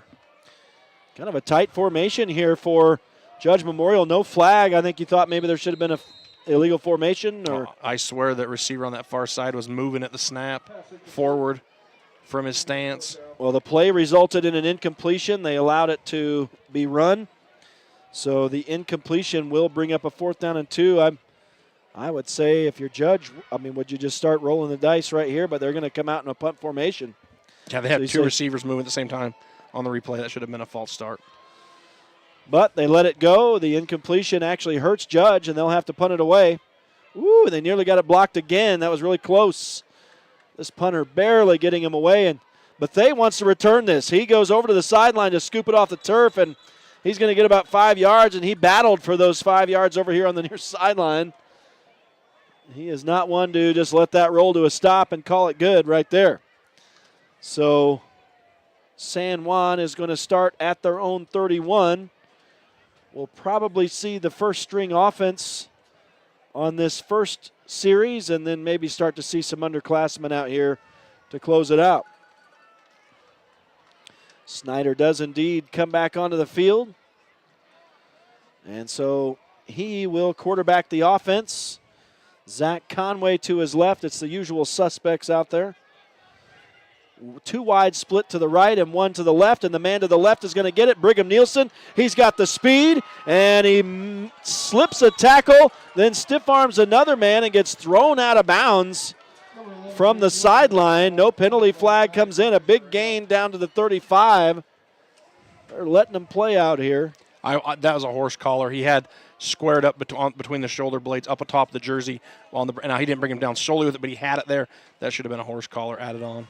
So 25-yard pass followed by an incompletion now as Snyder not able to connect with Jake Ivins. I'm estimating on the 25-yard catch for Nielsen, but Nielsen, yardage-wise, has done most of the catching tonight now. He's up to 59 yards receiving. That incompletion will drop Snyder to 13 of 21. He's up to 187 yards passing now. And he will hand off on 2nd down and 10 to Zach Conway, who's going to rumble it. Actually hit a crowd off left tackle, but bounced off, then bounced to the outside and gets it down inside the 25 to the 24. That'll move the chains again for San Juan, an 11-yard run. And a hard run there by Zach to bounce it out to get that first down. So 1st and 10 for the Broncos from the 24 of Judge. Now they get to Zach Conway. He's trying to get to the outside, inside the 10. Knocked off his feet inside the 5. That's going to be a 1st and goal. I don't see any flags. No, and I'll tell you, if you're watching this, 52 Cooper Palmer, he drives his man 15 yards down the field and then plants him in the turf. What a block by that kid. Way to stick with it and help your runner out. And a 20-yard run for Conway just like that. And the Broncos knocking on the door again. It's a 1st and goal inside the 5. Conway gets the handoff again and rumbles his way through the Judge Memorial D across the goal line for his 3rd rushing touchdown of the night. This one is a 4-yard carry, and the Broncos will lead 53-7. 198 yards rushing now for Conway, and 3 rushing touchdowns give him 13 on the season. And it is Everett Nielsen on to attempt the extra point. He's 3 of 5. No, it's not Everett Nielsen, pardon me. This is a new guy. Trip Palmer. Trip Palmer with the, that looked like the toy I used to have when I was a kid where you'd set the plastic football up in front of the guy and bang his head and he'd tow that thing. Sorry, Trip. We're going to throw you under the bus here, but that's that one that step. kick is good, so there you go. Trip Palmer nails it. What were you saying? That's that one step, one boom kick. Yeah, that's the old way. That's a classic. He took 1.5. Yeah, that's that. Hey, if it works, it works. So Trip Palmer, 1 of 1 on the night. Everett Nielsen, 3 of 5. Looks like we're going to probably start seeing some underclassmen for San Juan as they're up by 47 now, 54-7. It is a running clock, although it stops for scores. That is one of the reasons why it stops. So we've got 7:46 showing on the clock already, nearing halfway through this third quarter. It's pretty amazing how quick it goes, obviously, with just a running clock scenario in the second half. We're up almost to 9 o'clock now, so it's been a fairly lengthy game so far. Here's Harriman having a little bit of trouble, but finally scoops it and gets it across the 20. They're going to try to give him a little mercy as he was getting stood up down there, and they blow the whistle when his motion was stopped. He still got slung to the turf, but it could have been worse, I'm sure. And he does get across the 20 to the 21. That's where Judge, they'll spot him at the 22.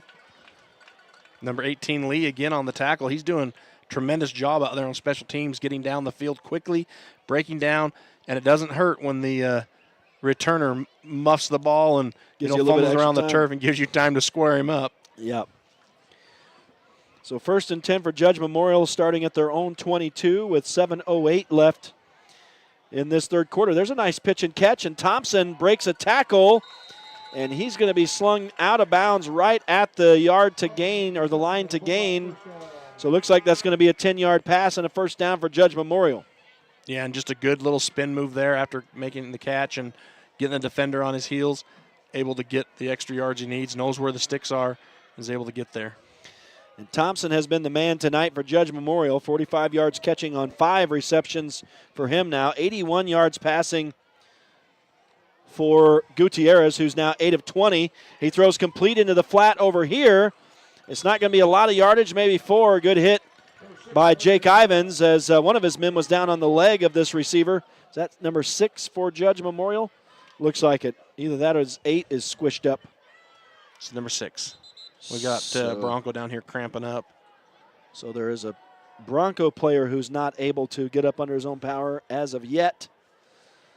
Let's see. I haven't called number 6's name yet tonight. That is Carter Imamura, the junior. Carter Imamura. Give me a sec to write that down. Imamura. So he has a 10-yard reception. According to my unofficial stats, his first of the night. Bethea, the one that's having cramp issues with his left calf. Well, we got a moment. We're going to take a real quick break. We've got a lot of advertisers who need to get their message out. Friday Night Lights on Red Rock 92 and pictureitpalmer.com. Yeah, I'm going to have to just start.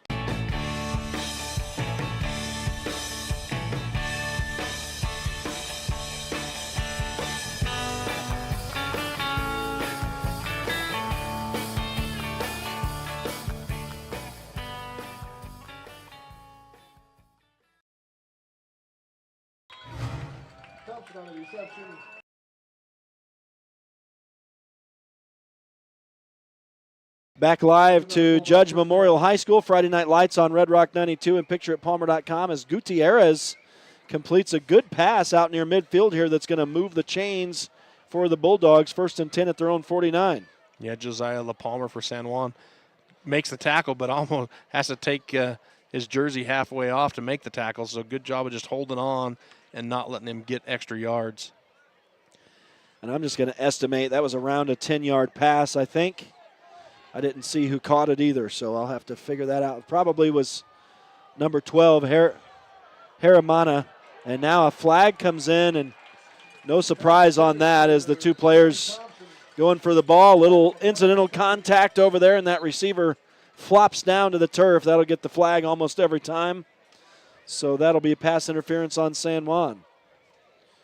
And this is going to give Judge Memorial a first down in Bronco territory.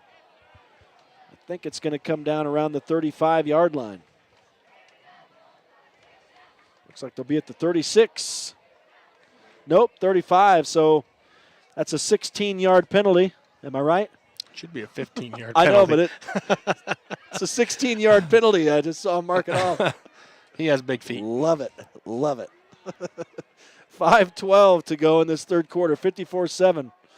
And Gutierrez, some nice moves off left tackle here as he keeps the ball on the option and runs to the sticks. Looks like it's going to be a pickup of 11 and another first down for Judge Memorial. So Gutierrez, a nice run for his team. And Judge on the move here. Are we seeing some underclassmen on D for San Juan here?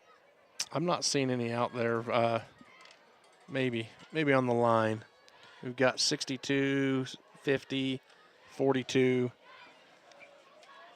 So, yeah, we've got some, I don't think underclass. We don't have the original defensive line out there. You don't have 55 out there. Right, not the starters. So 1st and 10 for Judge Memorial now inside the 25 to the 24. Some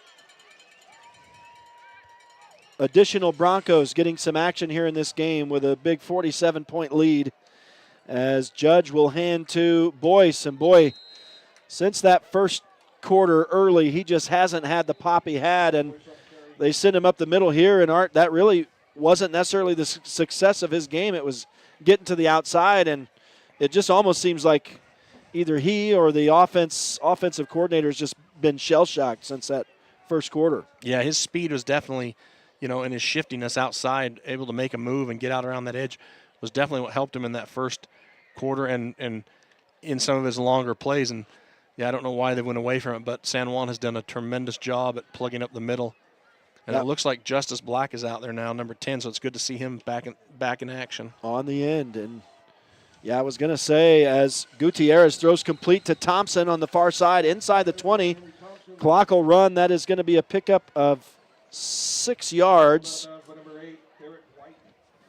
As Thompson makes another catch, his 6th. He's up to 51 yards now. 97 yards passing for Gutierrez, but yeah, down to 3:05 left in this third quarter under a running clock circumstance. 54-7 lead for San Juan after they trailed 7-0 early on tonight. And Gutierrez works from the shotgun, and he is hammered as he tries to go off right tackle. The blocking not there. Justice Black in on that stop for San Juan as he gets in on the action tonight. Yeah, and he took a big – Stetson Black was in on that tackle too, number 42, and then he took 2 knees right to the back. I'm glad to see he popped right up out of there, but wow, yeah, it could have been bad for Stetson because he got in there on that tackle, and then another Judge player came right down with both knees right in the square of his back, and I believe it was big number 75, so that's a big boy putting some weight on your spine. Whew.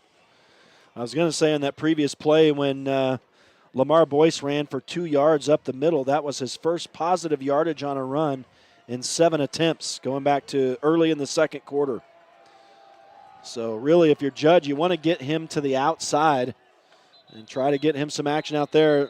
Something weird happened there for Judge Memorial. They're going to call a timeout before what would have been possibly a false start on the center, or I'm not sure what down there. Well, that was a great timeout because I was watching that center, and when he snapped the ball, he barely got that thing a yard past him. That would have been on the ground, and the quarterback would have had to dive to get that ball. That could have been a scramble. So I don't know what he knew over there, but he obviously knew his center was due for a bad snap. Coach Hawes. Great timeout. On the money. All right, 1:57 to go in a third quarter that's under a running clock situation. 54-7 for San Juan. We'll be back here to Judge Memorial Catholic High School in just a moment. Friday Night Lights on Red Rock 92 and pictureitpalmer.com. With a changing economy and advancing technology, it's time that marketing and selling of real estate in San Juan County catches up. Four Corners Homes and Property Management is changing the game. Every Four Corners Homes listing includes 3D mapping and virtual tours, professional photos, a digital and global 21st century footprint, and marketing exposure that makes it easy for buyers to find and identify what makes your listing unique. Marketing and exposure sells real estate, and if you want the best, you need Four Corners Homes on your team. Find us at fourcornershomes.net or call 801-404-0058. And it was beautiful to start for Judge, but since their first score of the night, it has not been. But Gutierrez does run a first down inside the 15, but now throws into traffic and is picked off by J.D. Palmer, I believe. And Palmer on a return, and he wants a touchdown. You can see he's stiff-arming people. He's not going to get it, but he returns it out to the 45. And Thompson down here is injured for Judge Memorial, but Gutierrez throws his third interception of the night inside the 10-yard line, down at the goal line, after Gutierrez had run a couple yards for a first down, then throws the pick, and J.D. Palmer returns it big for San Juan. Oh, he was a man on a mission there, and number one gets low and able to take his legs out or he's gone. But J.D. Palmer, man, you could see the fire in his eyes clear up here. He wanted that a pick six, absolutely. Well, so for Judge, it just keeps getting worse. And San Juan will get the ball back. We're probably going to start seeing the second team offense here for San Juan, but we do have an injured Henry Thompson down on the field, so we wish him well. Hopefully that's not too severe. 1:27 to go in the third quarter. Clock stopped, obviously. 54-7 lead, and Thompson pops up, and he's going to help himself off the field. So I thought it was his hand that he was looking at. And who knows, may have just been some pride. I don't know. But he popped up like a jack-in-the-box and ran off the field. So it looks like he's okay. And we will resume play here with the San Juan second-team offense coming out on the field with Jayton Knight in command. So Knight will step in and take over for Parker Snyder, who apparently, or for all intents and purposes, does appear that he will end the night 13 of 21 with 187 yards, unofficially passing. Here's Jayton Knight on the run pass option, dialing his own number and running right up the middle for 11 yards. Boy, they just don't get a friendly spot over there, do they? I guess the middle guy's the one who spots it, but there it is. It looks like that's the correct spot. So 11-yard run for Jayton Knight is the way he opens his night. And that's going to be 1st and 10 for San Juan in Judge Memorial territory. Look at Trace Bennett protecting the football, throwing a Judge Memorial defender down, and now punches another one in the face as he goes down to near the 10-yard line. And a flag down right here. This may be a hold in the block that was happening down there right before the tackle was made, down inside the 20. So the run will stand, but it remains to be seen how much of it will stay. Looks like it's going to be, so I guess this is where I'm so confused about the rule. So now it's a spot foul, right? Now that they're ahead of the line of scrimmage, it's just going to go 10 yards back from the spot, which is at the. And they should get a first down. They will. It'll be 11-yard, 11 starting from the 11, marking it off 10. Looks like they started it at the 12 and marked it off 10. So I think that's about a 13-yard run after it's all said and done for Trace Bennett. This time he takes the fake, another pump fake for Jayton Knight, and he's going to run the ball down inside the 10 to the 6 as he's thrown down to the turf. So to the 6, that'll be a 5, 10, 15, 20-yard run for Jayton Knight. 31 yards already for him on 2 carries. And San Juan's going to let the quarter end here. We're down to 15 seconds. So they will not call another play. Running clock, 54-7 is the score through 3 quarters. We'll take a break and be back out for the start of the 4th. Stay with us. It is Friday Night Lights on Red Rock 92 and pictureitpalmer.com. Blue Mountain Hospital is offering in-hospital and at-home dialysis, advanced sleep study clinics, pain management, hip and joint replacements, and cutting-edge radiology, including 3D mammograms. We're thrilled to welcome Cade Lyman, Dane Lyman, and Brian Kirk, joining our unparalleled team of healthcare professionals. Blue Mountain Hospital has been setting the standard for rural hospitals since 2009.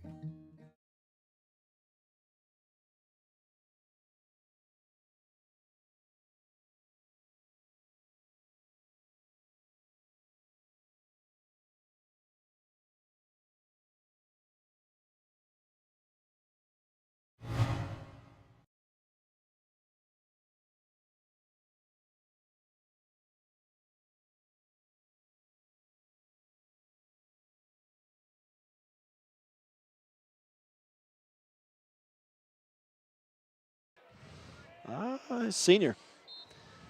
Back live to Judge Memorial Catholic High School in Salt Lake City. Underway in the fourth quarter.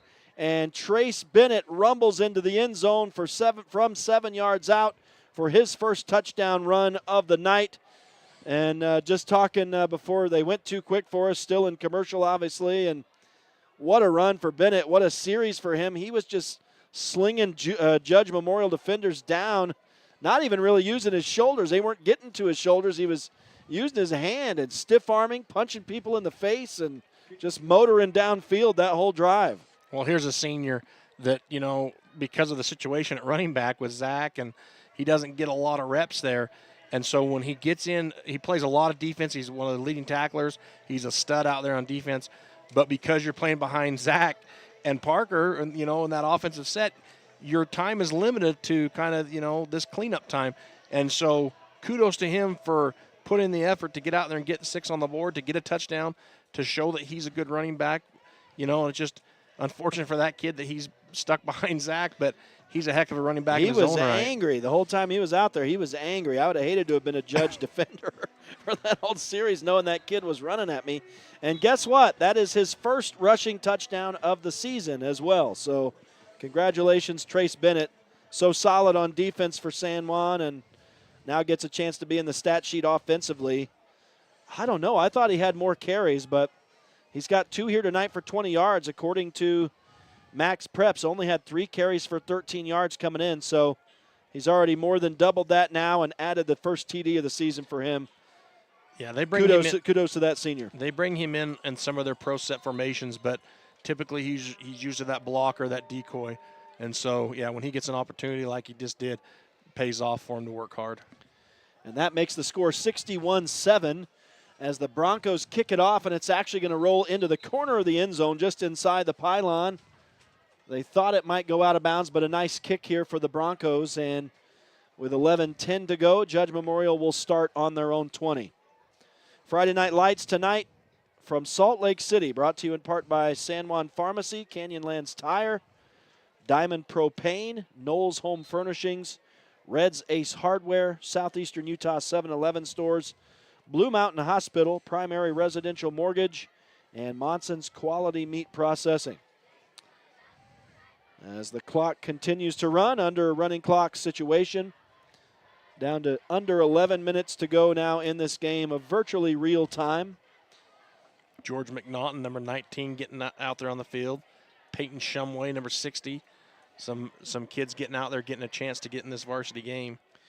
And Judge Memorial, of course, continuing with their starters, but good pressure by San Juan into the backfield, forcing Gutierrez to throw off his back foot. It wasn't a good throw and incomplete. That could have nearly been picked if Pearson had maybe located that football a little earlier right there. Yeah, Tyler had good position, though, from his defensive back position.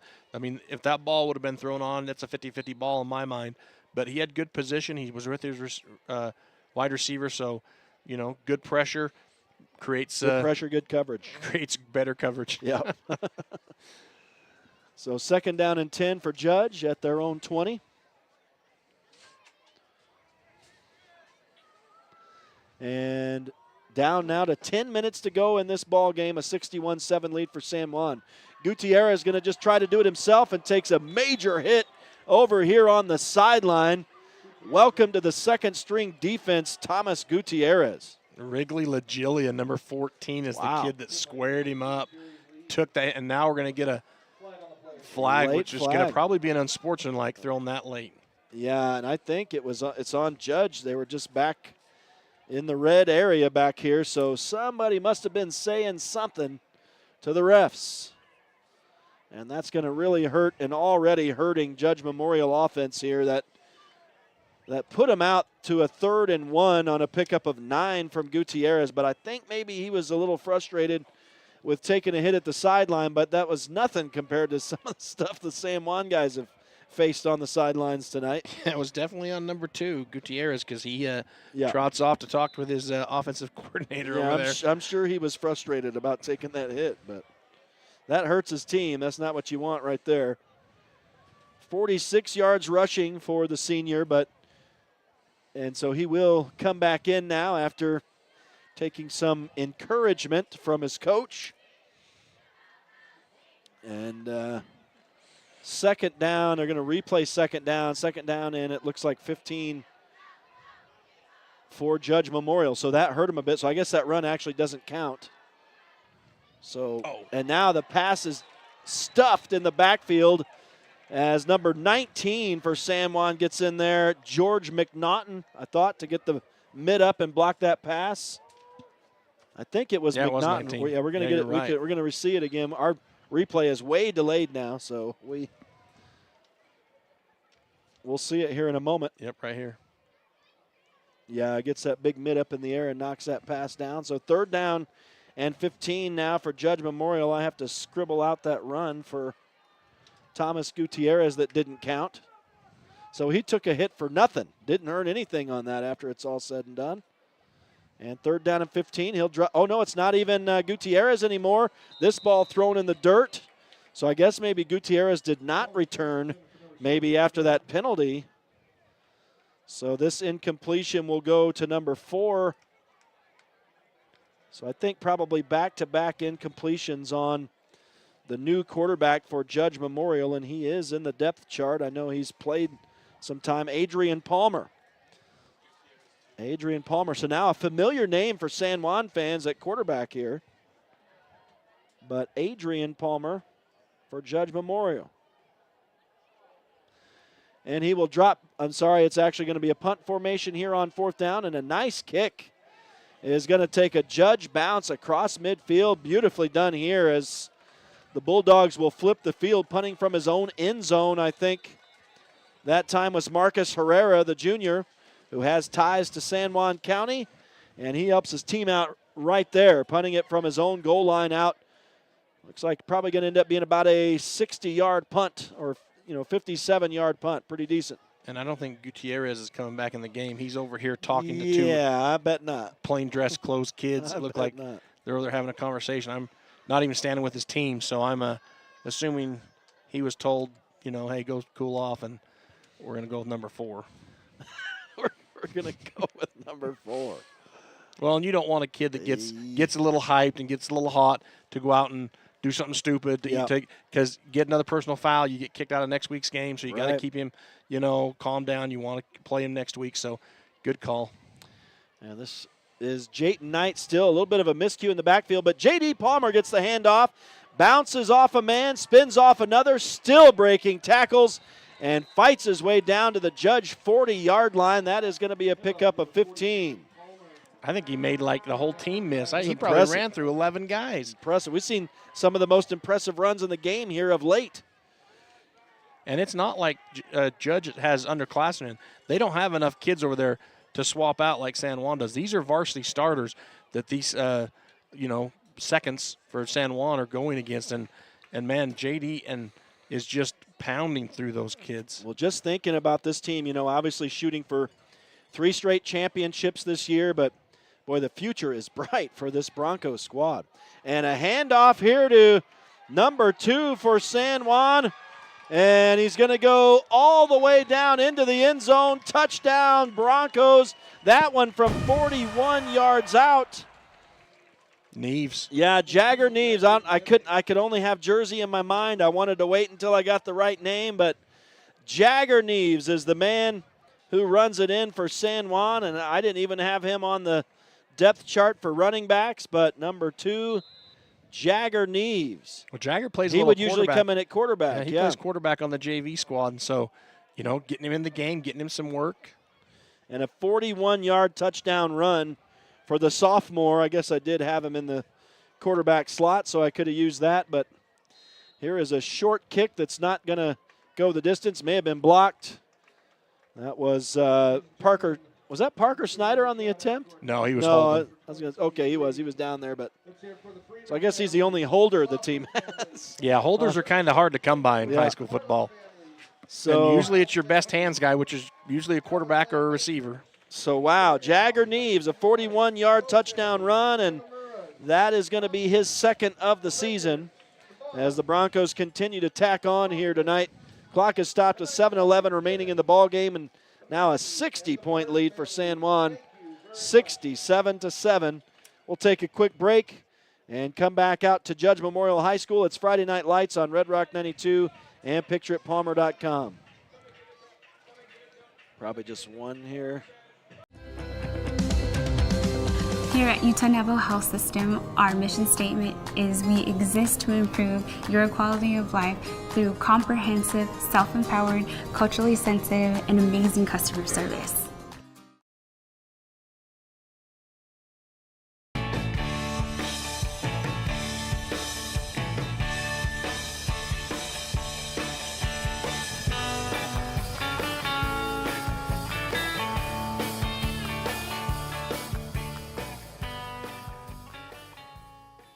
The Broncos kick it off, and returning yet again for Judge Memorial is number 12, John Harriman, or Haramana, pardon me. I think that's what we have, not Haramana, but Haramana. And Stetson Black. He got stuck again. I mean, these guys are just taking big hits. Well, Stetson, those fair kids. He's a fair kid. He's a fair clown. Fair. Yeah, he is. He's a rodeo clown so awesome. at the youth rodeo and the county fair, and so he knows how to get down there and wrangle up, and he's using that expertise. So absolutely, a little bit of clown action goes a long ways. That's right. But hey, a stud, man. That's a quote we want to remember at the end of a little bit of clown action goes a long ways. We want to bring that one up again at the end of the season when we edit together the highlights of our. Anytime you chase mutton with kids on it, you get good footwork. Oh, that's good. Well, we got late Judge Memorial guys coming out on the field here as they get ready to snap the ball. Ref is counting it down. They get it away. And the new quarterback, Adrian Palmer, hands off to a man we're familiar with, Lamar Boyce, who was so good early in the game, but has been very quiet since. But he does get 5 yards right here for the Bulldogs. And he looks like he's cramping up or just because he has got a limp and he's taking himself off the field. So we'll these probably guys, not see him. They're just out of gas, it seems, at this point. Obviously down under 6 minutes to go, running clock. You've already mentioned they've got a short bench down there, and the Broncos just smacking them in the mouth here tonight. I mean, they were pumped after scoring that opening volley, but it has been all San Juan since, and the Broncos have just taken it to this Judge Memorial team here tonight. And the official just sent a kid off, number 1. I'm assuming it's because he didn't have a mouth guard in. And you can see obviously the frustration on the Judge Memorial sideline. So he'll, I guess, have to maybe sit out of play. He's not making any effort to find a mouth guard. Maybe he just had it out of his mouth, I guess. But the quarterback Palmer will throw over the middle, complete, in a nice open field tackle for San Juan. But that is going to go for 21, 22 yards. Nice ball there by the quarterback. Yeah, number 7 on the catch. Let's get his name, Ricky Bird. Great name. So, new kids for both teams out there now. And I'll say a 22-yard catch for him. Adrian Palmer's first completion of the night. And he brings them back to the line of scrimmage with 5 minutes to go in the game. 1st and 10 for Judge Memorial at their own 40. He's going to find another man, and that's going to go for a big gain of 25. And that could have gone for a TD if it weren't for an open field tackle down there. And number 12 for Judge, he bobbled that ball after he caught it. Good concentration by that young man to hold on. And that's the biggest catch of the night for Haramana. 32 yards for him receiving now, and back-to-back 22 yards. Sorry, that's a 25-yarder, pardon me. So back-to-back long completions for Adrian Palmer, and he's up to 47 yards passing, 2 of 4, as he's come in relief of Thomas Gutierrez. Here late in the game, down to 4.5 to go, 67-7 lead for San Juan. And Palmer had to roll out, now throws at the feet of his intended receiver back against his body. Incomplete. 2nd and 10 from the San Juan 35. Yeah, it's hard to roll out against your body and throw that ball. And the ball apparently rolling around here. Looks like they've gone with another football. And so 2nd and 10. Palmer falls to 2 of 5 on the night here in the early stages of his competition. Judge comes with trips left, 1 man wide to the right, One man in the backfield. And Palmer throws in the grass again over there. And the frustration shows. I think Thompson pretty frustrated, especially after being kicked out of the game. And, we got some fireworks off in the distance. I'm not sure what that's about, but that's kind of neat. What a beautiful skyline we have here at Judge Memorial High School. We get a free fireworks show out here now. I tell you, it's good to see. You got big Remy Watcott, sophomore, playing nose tackle right now and getting double teamed and just doing all he can. You got some young guys in there that you don't really get in a lot of these games, and this is where you move up the depth chart. Oh, we got a blitz coming for San Juan, and they timed it perfectly, but Palmer somehow gets the throw out there and completes it. It's going to be short of a first down. It'll be a 9-yard pickup.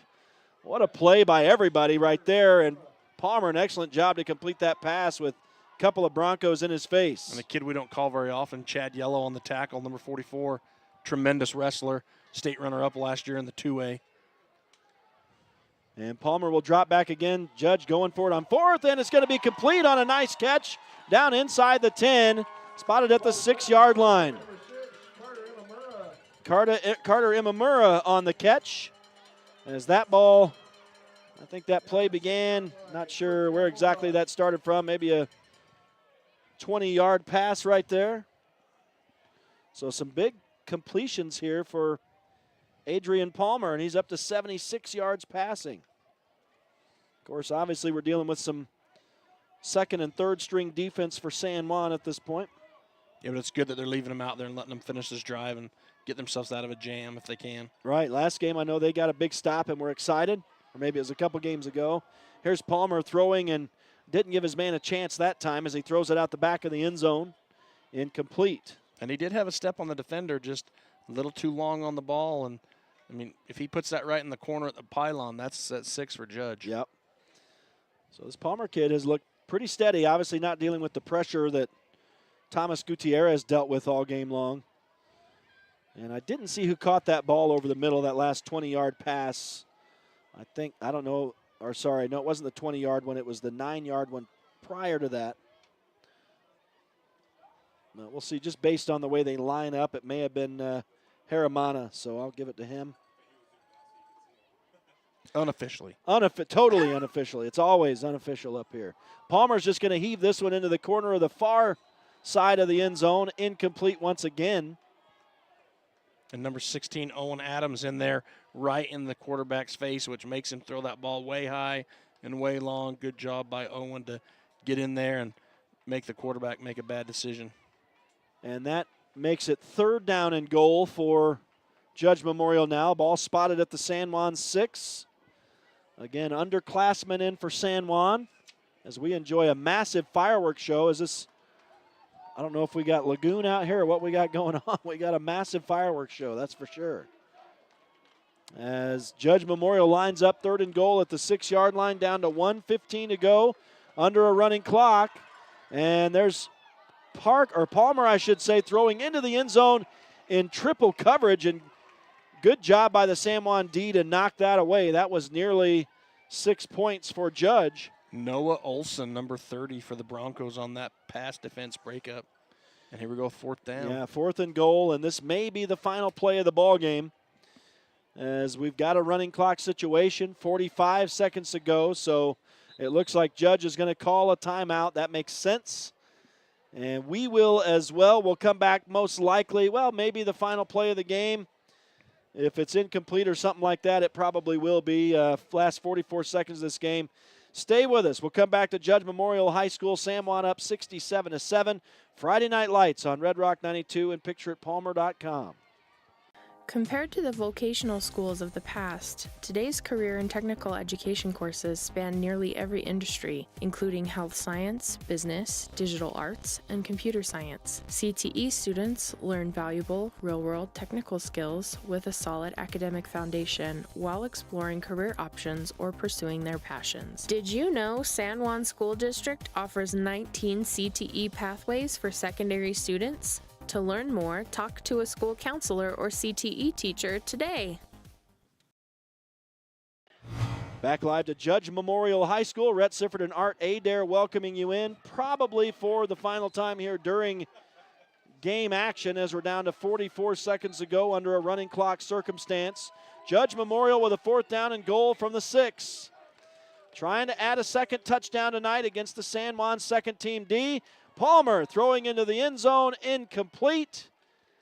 And I think that'll probably do it. I don't even know if San Juan will get a chance to snap the ball. They will take over at their own 6. The game ends on 4 straight incompletions after Adrian Palmer was doing a good job bringing his team down. But he will conclude the night 4 of 12, it looks like, with 76 yards passing. So they'll have to set the ball. Once they set it, they'll roll the clock. Okay, so they did stop the clock here. 24 seconds showing. Okay, we're getting word that that's the Salt Lake City Bees over there. I have seen a game there. That's a lot of fun. I got a helicopter getting in on the action to go see that fireworks show over there. Yeah, what a night tonight. What a beautiful view from this field. This is really a neat atmosphere that I've never been witness to in Utah high school football. Looks like the Broncos will just down it on 1st down, and that's the way it will conclude, a 67-7 final. The Broncos win their 30th in a row and match their school highest winning streak at 30 games that they set back in 2009-2010. So they have matched the record and have tied for the 5th longest winning streak in Utah State history with this win tonight. Of course, they also moved to 5-0 on the season with the 67-7 win over the Judge Memorial Bulldogs tonight. The Broncos victorious again. Congratulations to these guys. An outstanding, technically come from behind win after they allowed the first score of the night. What a way to bounce back and take full control of the ball game. We'll take a break. Going to try to get some final game stats computed, and we'll report those to you here in just a moment as we open the post-game show. Come back. It's Friday Night Lights on Red Rock 92 and pictureitpalmer.com. Hi, my name is Sean Ivins. I'm a rancher, husband, and father. Family bonding and spending time together is really important to me. Research shows that teens who regularly eat as a family 5 to 7 times per week are 33% less likely to use alcohol and 50% less likely to commit suicide. Bonding is essential in preventing underage drinking and substance misuse. Children are less likely to drink when their parents are involved in their lives, and when children and parents feel close to each other. Take time daily to talk with your kids about their interests and activities, and maintain at least a 4-to-1 ratio of positive comments to negative ones. I love calling San Juan County home. It is vital that we work together as families and communities to make this a safe and healthy place for our youth to live. Together, let's do this.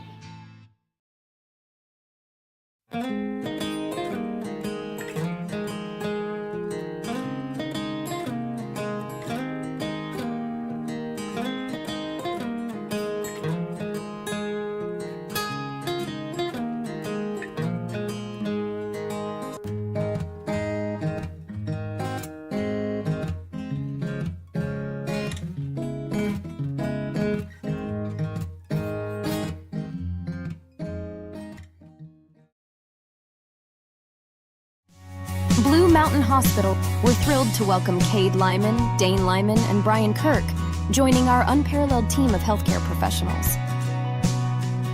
Blue Mountain Hospital has been setting the standard for rural hospitals since 2009.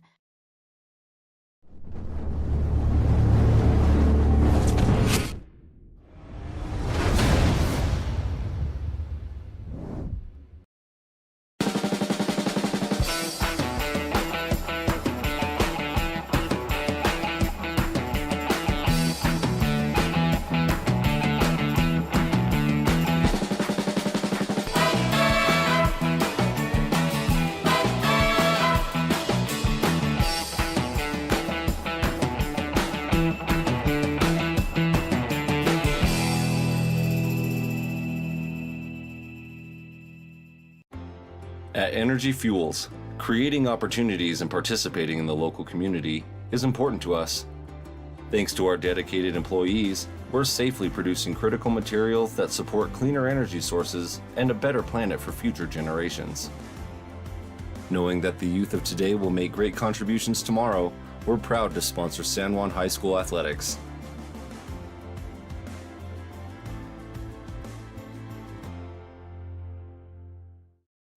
In 1957, Lyle and Clea Johnson founded Lyle Northern Electric.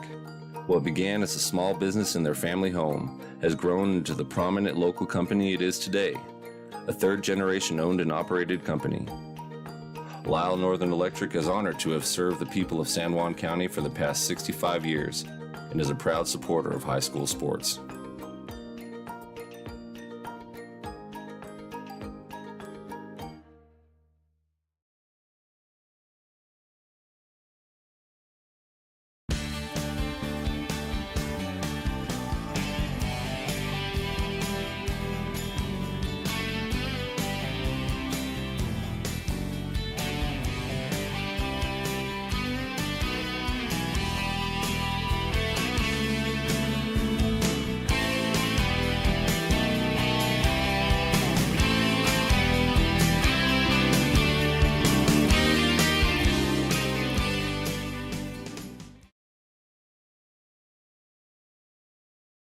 Life is a series of cherished moments, filled with milestones that define our journey.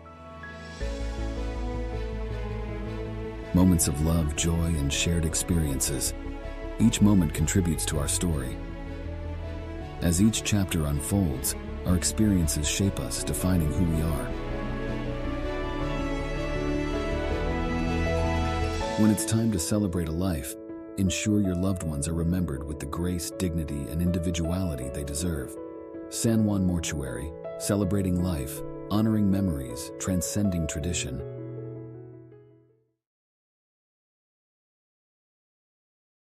Compared to the vocational schools of the past, today's career and technical education courses span nearly every industry, including health science, business, digital arts, and computer science. CTE students learn valuable, real-world technical skills with a solid academic foundation while exploring career options or pursuing their passions. Did you know San Juan School District offers 19 CTE pathways for secondary students? To learn more, talk to a school counselor or CTE teacher today.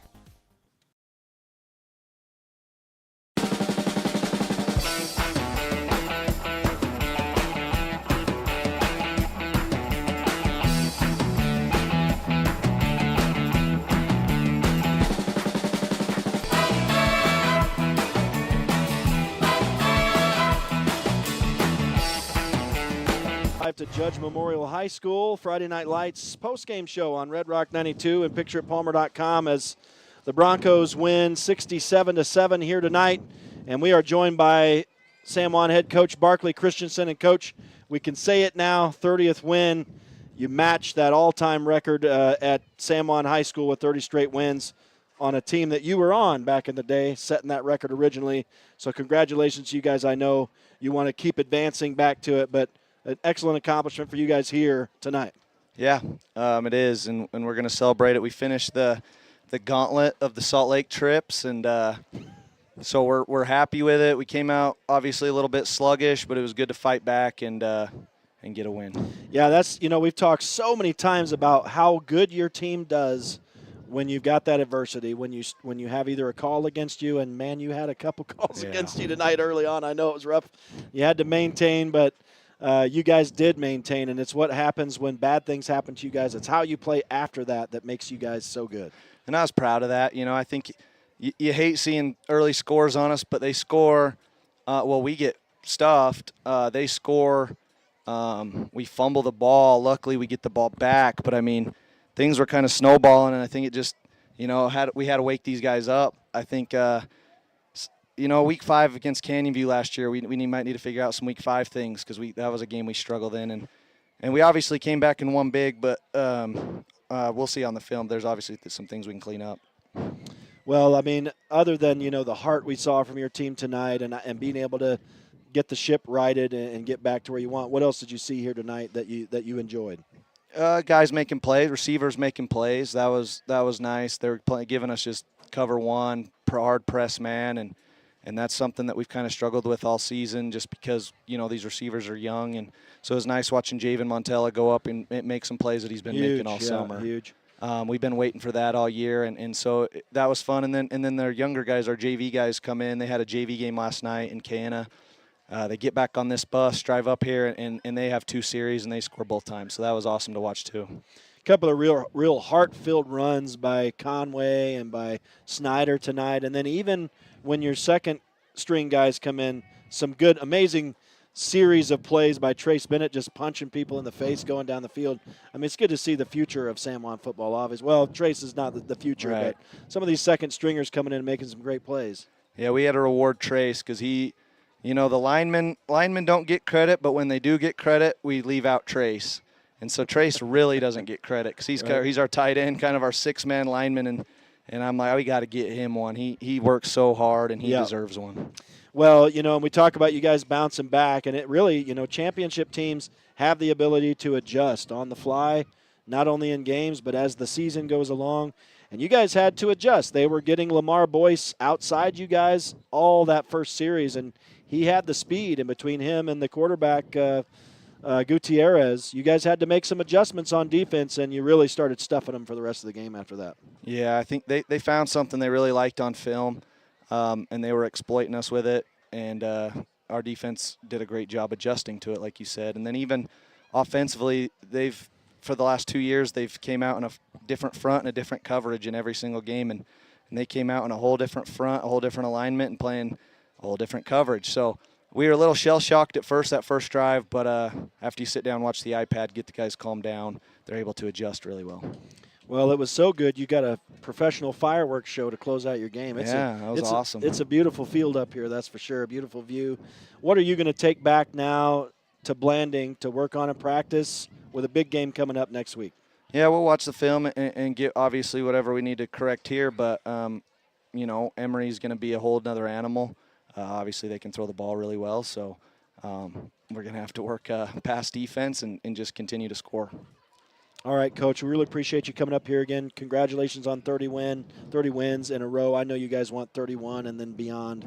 I know you don't stop here. So. Yep, work continues. All right, Coach, we appreciate it. Thank you, Good win tonight. Have a safe drive home. And we're done with the gauntlet. There you go. We get to have some reasonable trips now. Thanks to Coach Barkley Christensen of the San Juan Broncos, his team winning their 30th in a row tonight, 67-7 over Judge Memorial.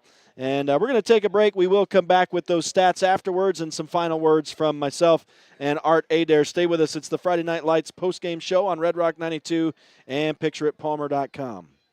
Hello, my name is David Palmer, and I am the Parks and Recreation Director for the City of Blanding.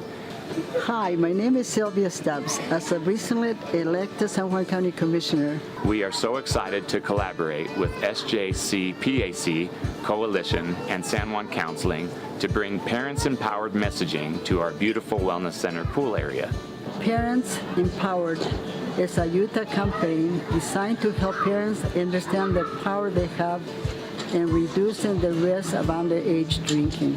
Survey data tells us that youth perception of risk in San Juan County in all grades went from 83.6% to 68.3% in 2021. Don't understand the damage that alcohol and other drugs can cause on their developing brains. Did you know that youth parental disapproval is the #1 reason they choose not to drink? Never assume your children know what your rules, expectations, and attitudes are. Write them down and discuss them with your kids so they understand the reasons behind them. Bonding is essential to preventing underage drinking. Children are less likely to drink when the parents are involved in their lives and when children and the parents feel close to one another. Help build a stronger San Juan County. Let's do this!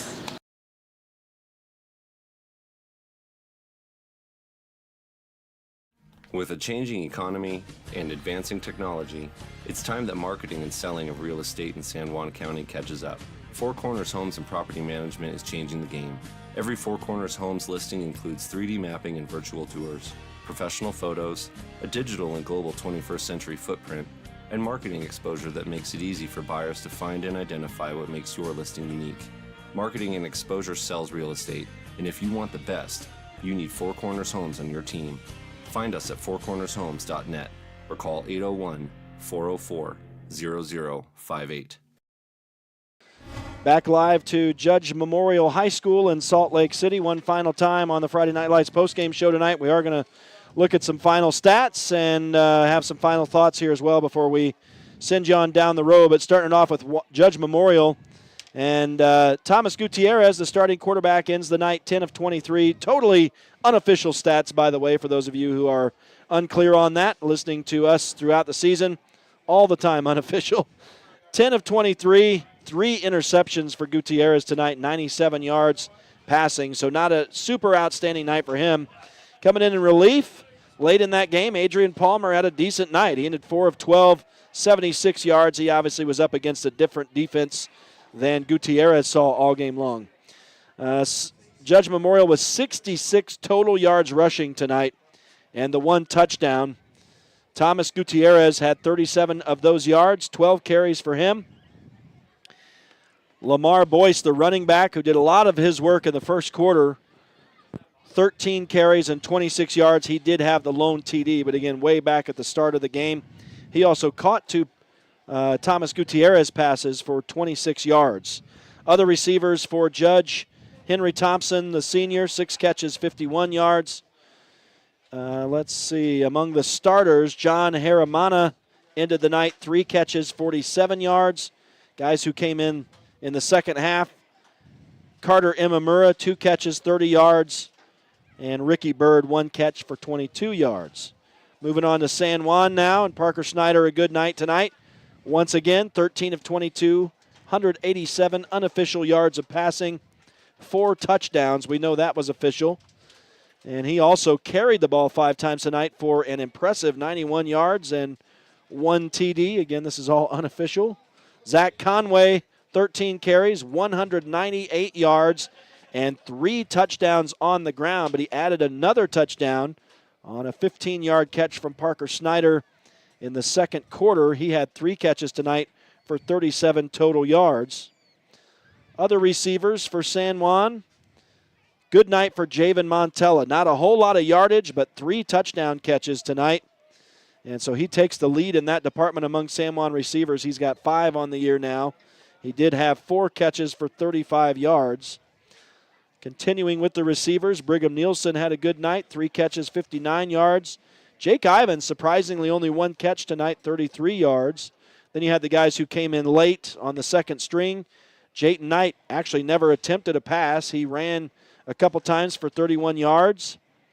Trace Bennett came in and just smacked him in the mouth, carried twice, 20 yards, and a 7-yard touchdown run. I think he may have had a run called back. I'm not sure. Maybe not, but J.D. Palmer had 1 run, 15 yards, and Jagger Neves had the nice 41-yard touchdown run for San Juan. So Jaggers, I think, 2nd touchdown of the season, and Trace Bennett gets his 1st touchdown run of the season. So nice for those guys. That's all the stats I have. I don't know if there's anything else worth mentioning, but just what we talked about with Coach Christensen, just the way this team plays after adversity and how they bounce back in tough situations. Well, and it goes to show you that no matter how good you think you are, how good you have been, that any given moment, there's teams out there that are going to come and score on you and make big plays, and there's no givens in any league, no matter how many win streaks you're on. I think a big thing here, though, is penalties kind of hurt them off the get-go.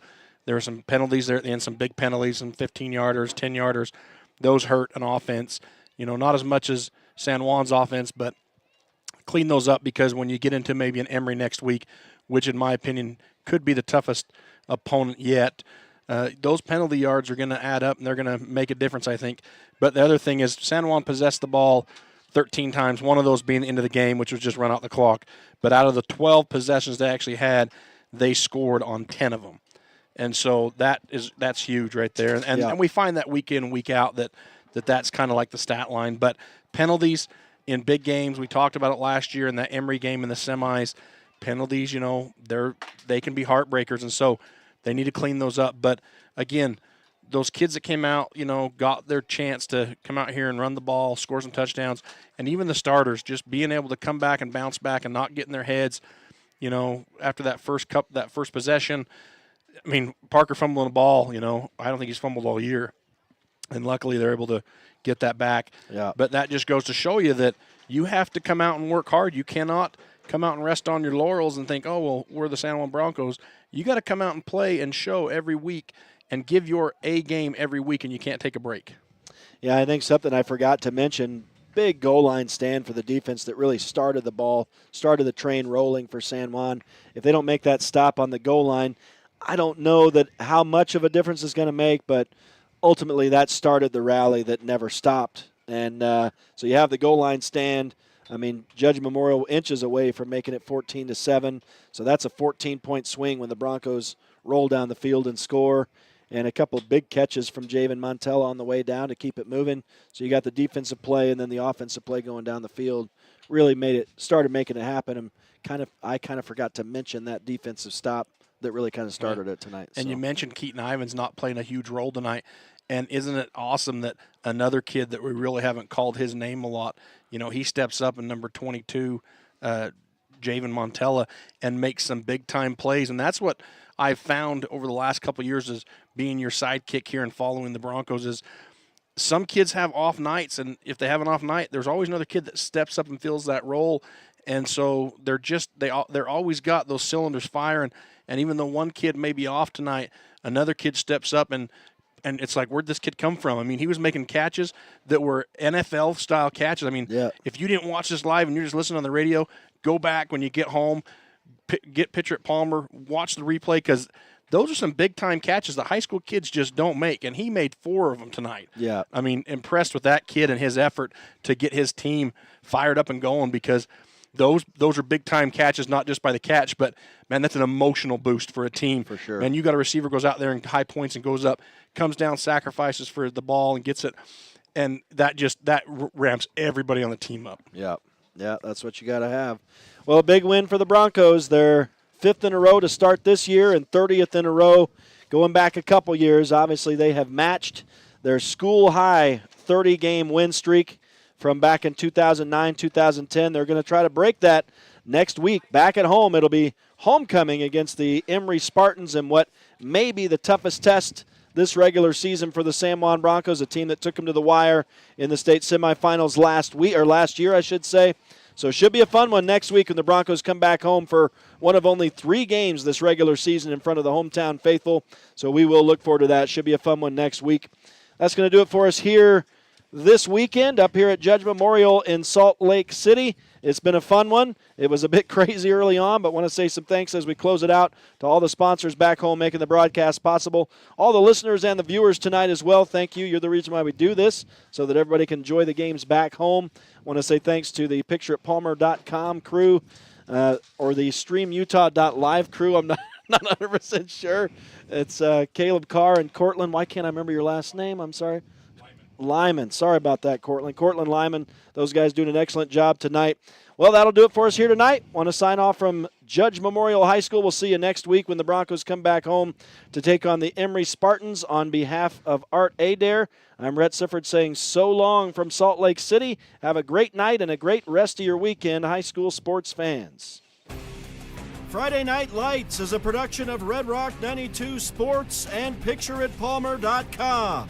Tonight's broadcast was brought to you by Anderson Oliver Title Insurance Agency, Utah State University Blanding, San Juan Health, Car Shop Auto Body, Colleen Kays, author of The 7 Dynamos of Organizational Power, Red Mechanical, San Juan Building Supply, Flights Gymnastics, Northern Electric, Red Mesa Home Health, Emory Telcom, Napa Motor Parts, Creative Floors, San Juan School District CTE programs, Blue Mountain Foods, Energy Fuels, Palmer Sprinkling, Precision Rehab, Lee Contracting, Desert Rivers Credit Union, Holiday Construction, Quality Auto, San Juan Pharmacy, Canyonlands Tire, Diamond Propane, Knowles Home Furnishings, Red's Ace Hardware, Southeastern Utah 7-Eleven Stores, Blue Mountain Hospital, Primary Residence Residential Mortgage, Monson's Quality Meat Processing, Four Corners Electric, San Juan School District Adult Education, Jones and DeMille Engineering, Bradford Tire, San Juan Counseling,